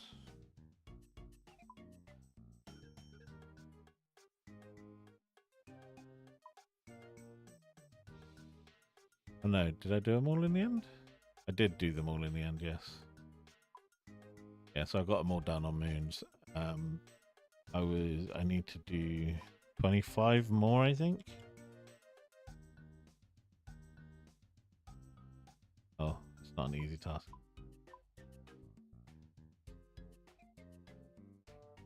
Yeah, so I've done 25. I just need to do another 25 Moons for all of the tasks where Moons are concerned.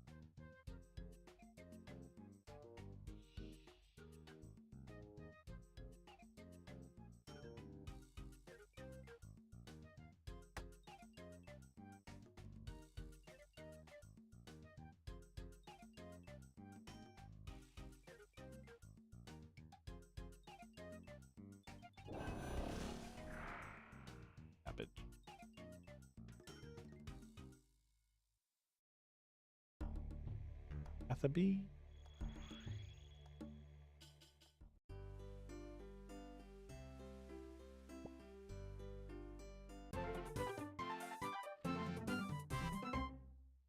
Oh, I need to plant my...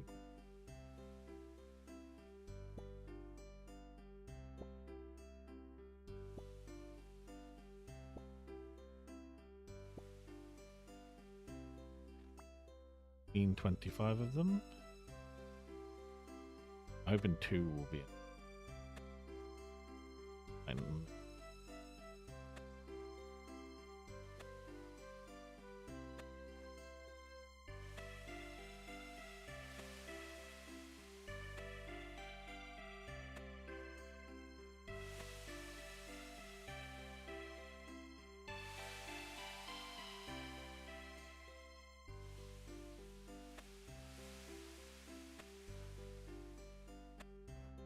so hot, boy.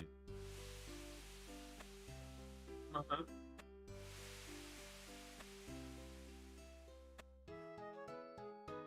Might have to pull out the AC. Don't actually have any.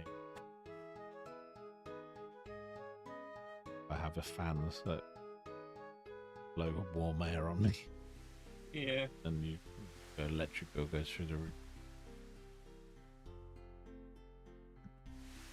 Hardy.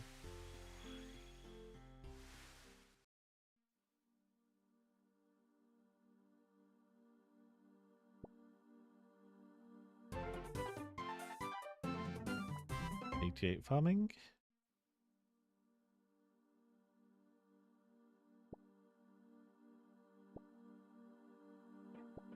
One would be fine.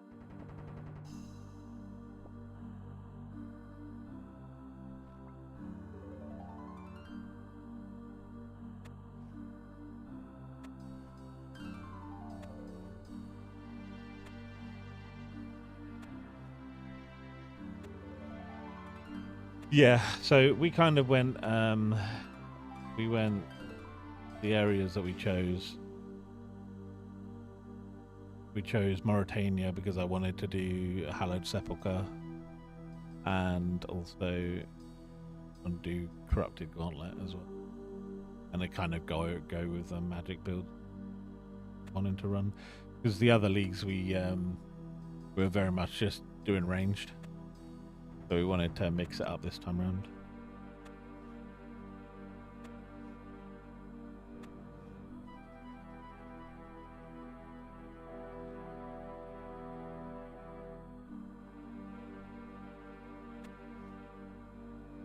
Plant some cabbage just.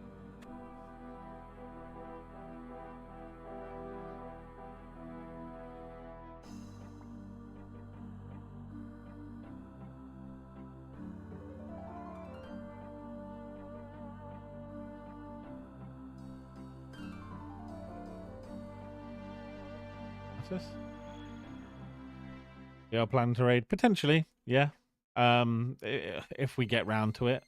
I'm not like 100% wanting to raid,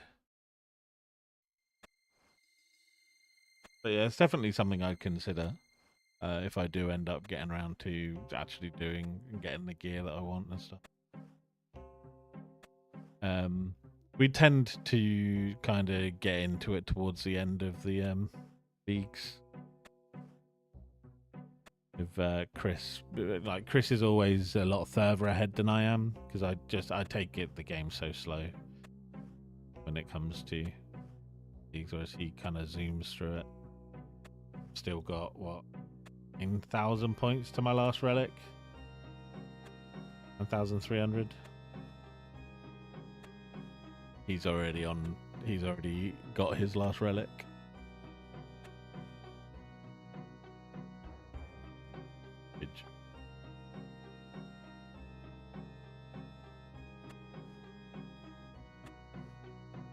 Murray is a big PVM heavy area.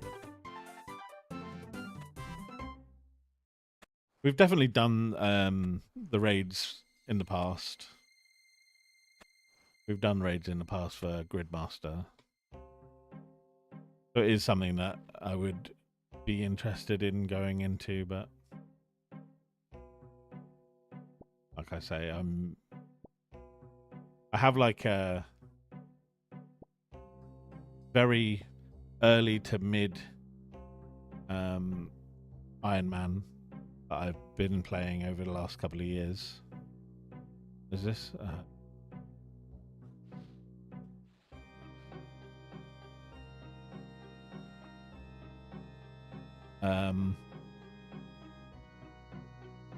And again, yeah, I've just kind of been chilling with that and just picking little projects to do where that's concerned.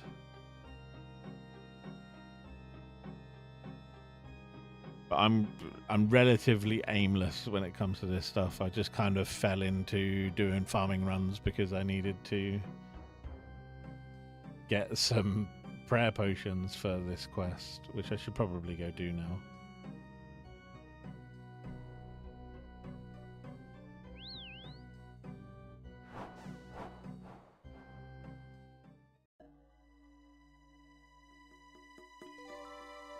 Kind of go like, ooh, piece of candy.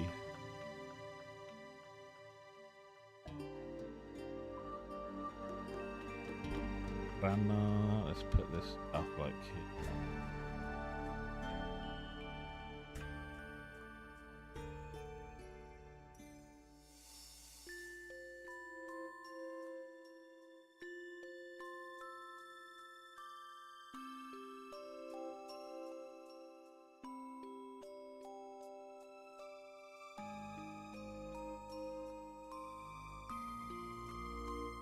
Move.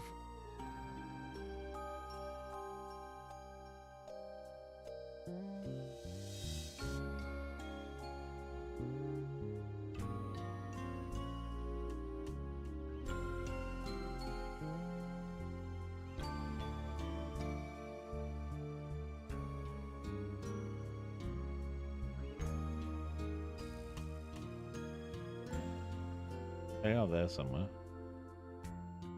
They're near the limp one.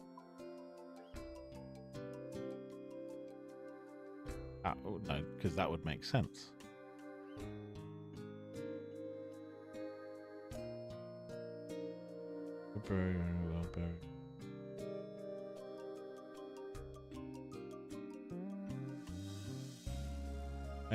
But looking for something, move it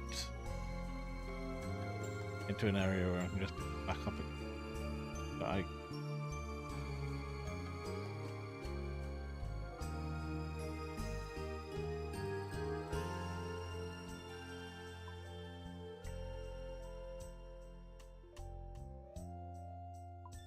yeah, in this tab, but this tab is a mess. I feel like I've gone past every line like 4 or 5 times. Import beats. There they are. Grab them out. The other one is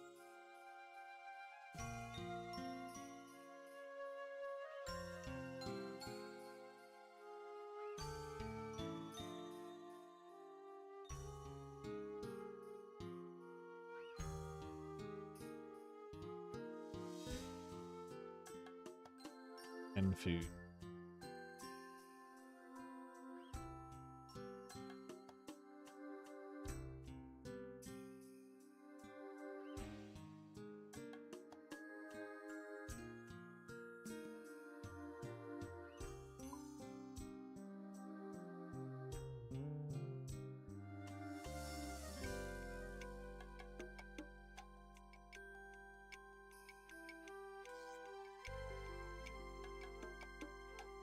Go give this.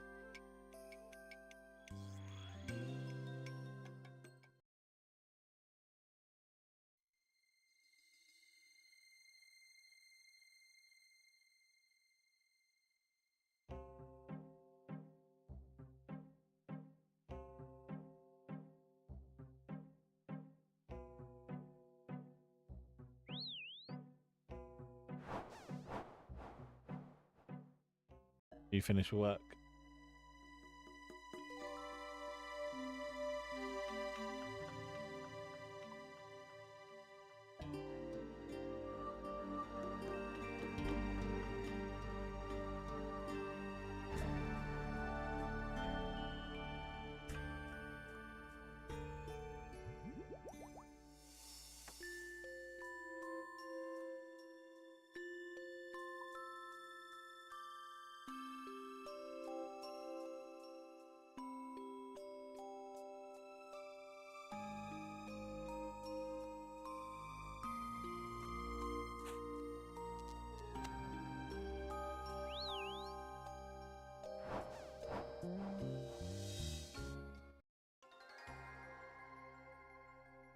talk to our guy. Get this quest done.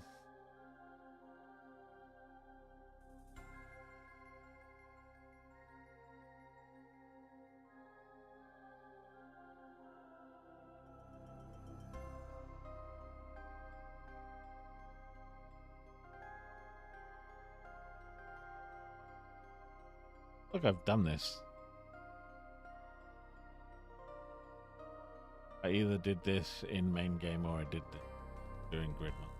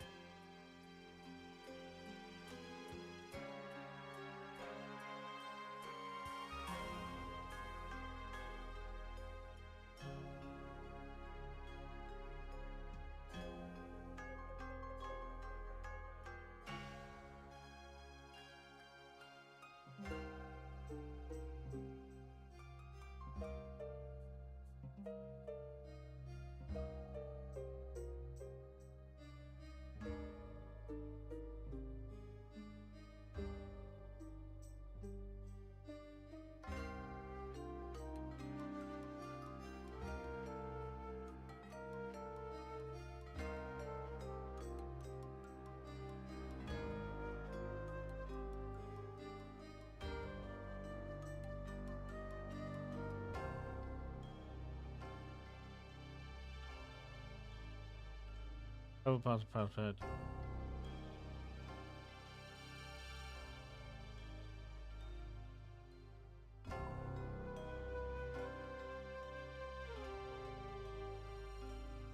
Aye.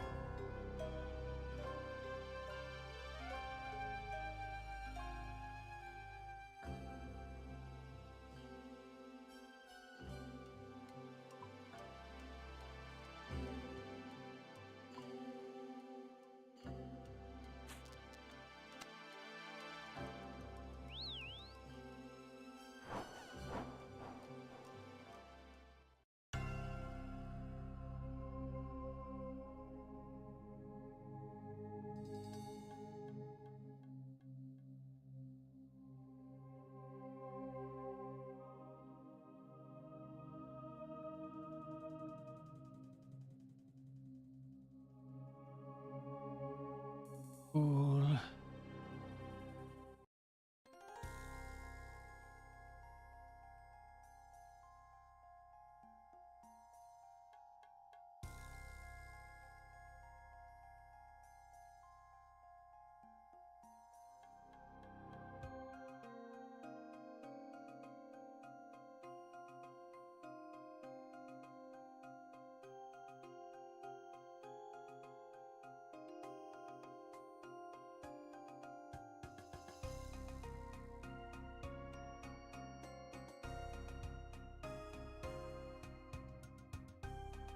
Over.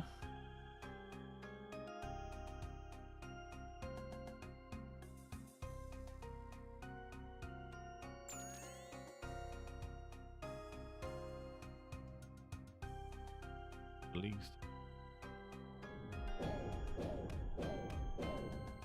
That I didn't mean to do.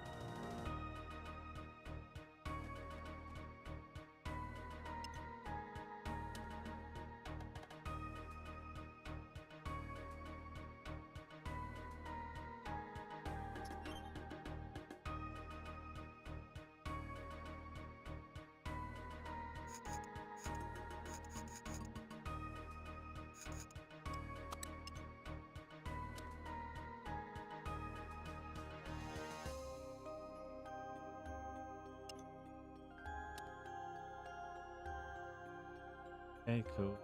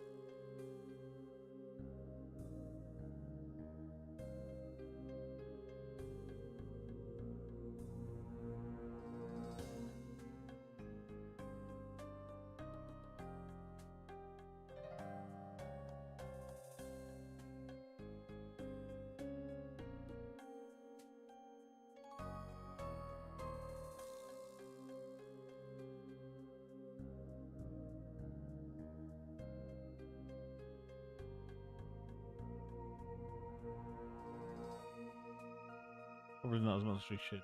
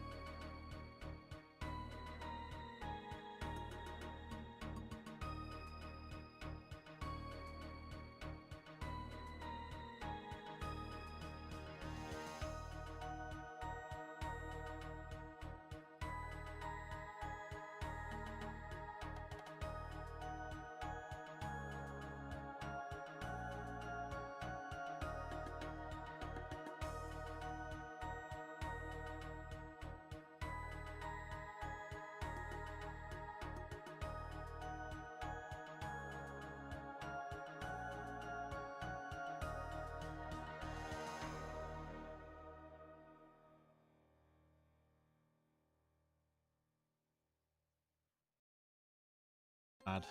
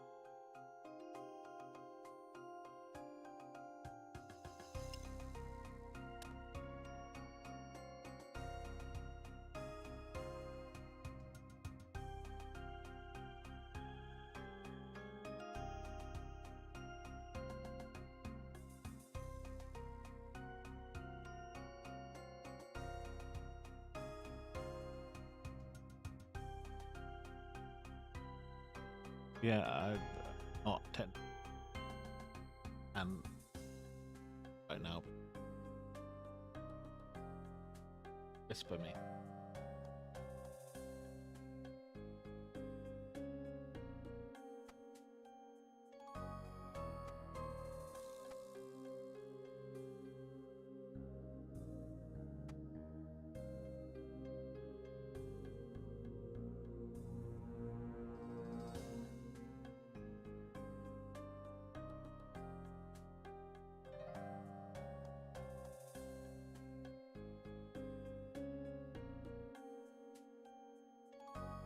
Oh, nice.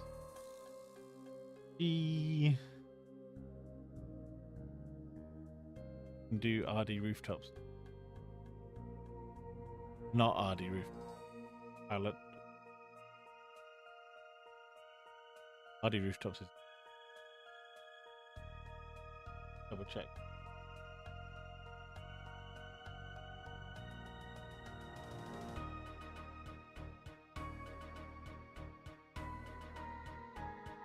Anafis is full.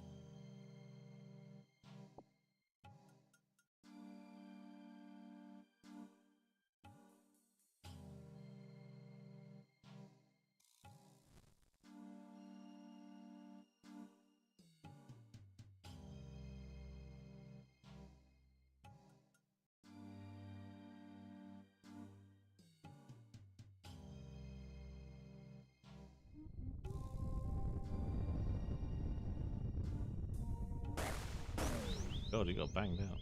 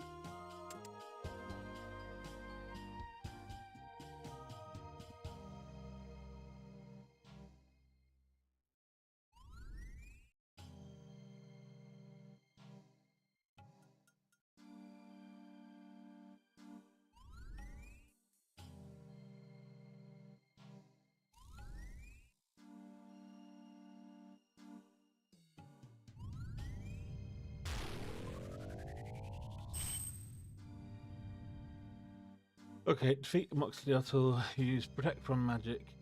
Ice spikes will appear.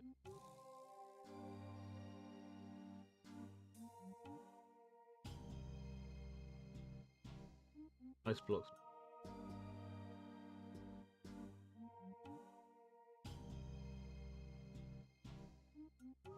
Have them, mate.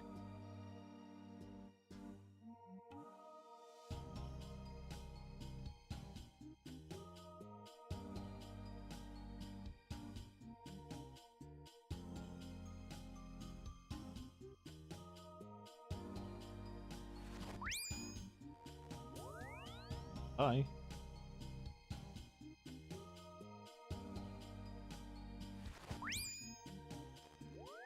Hi.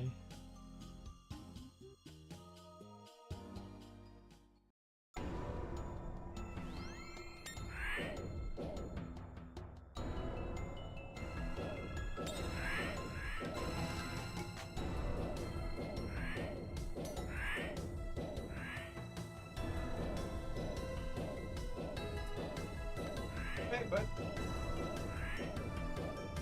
Fucking night. Good, good.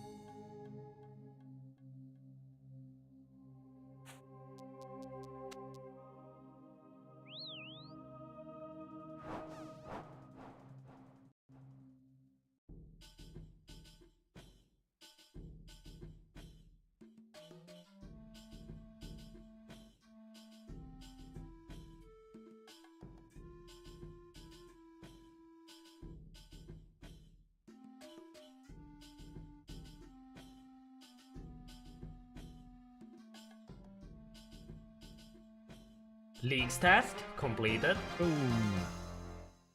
Mining Thief and Slaver Agility.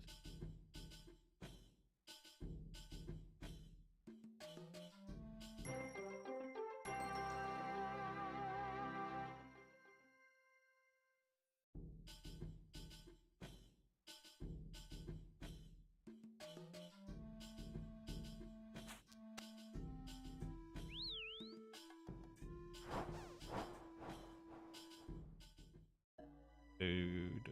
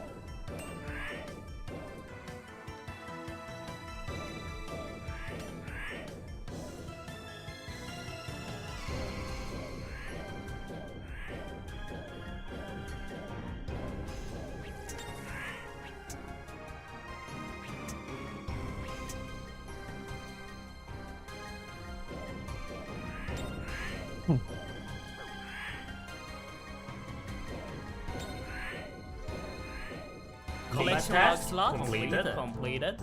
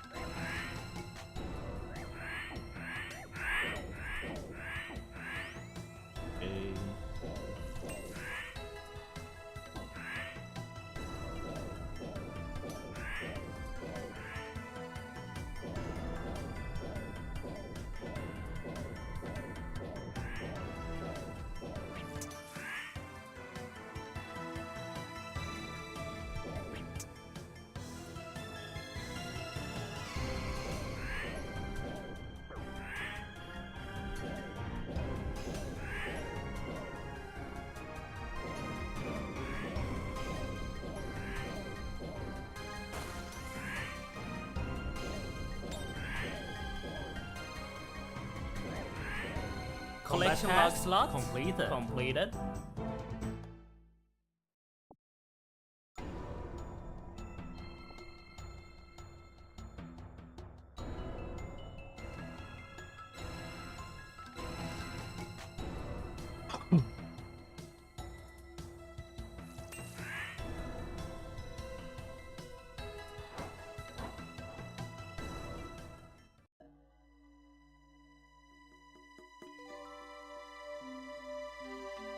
That. Done and done.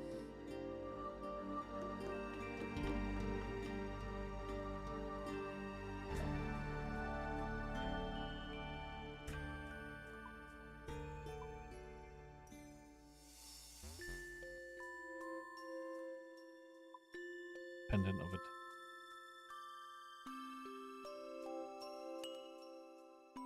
League's task completed.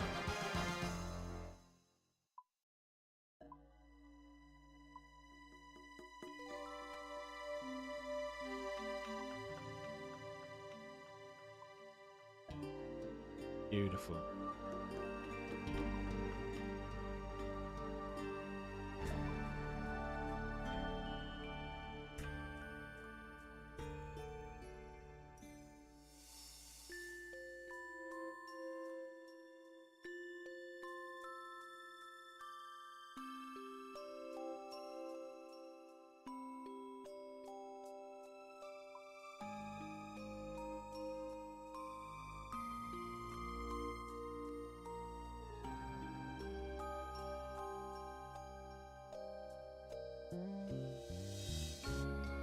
Then guys, gonna be it for me. Catch you very, very soon. In a Have bit, fun, guys. Jumbo. Enjoy your Yeah, weekend. Take care, my guy. Catch you later, man. Bye. Big love, dude. In a bit. Bye bye.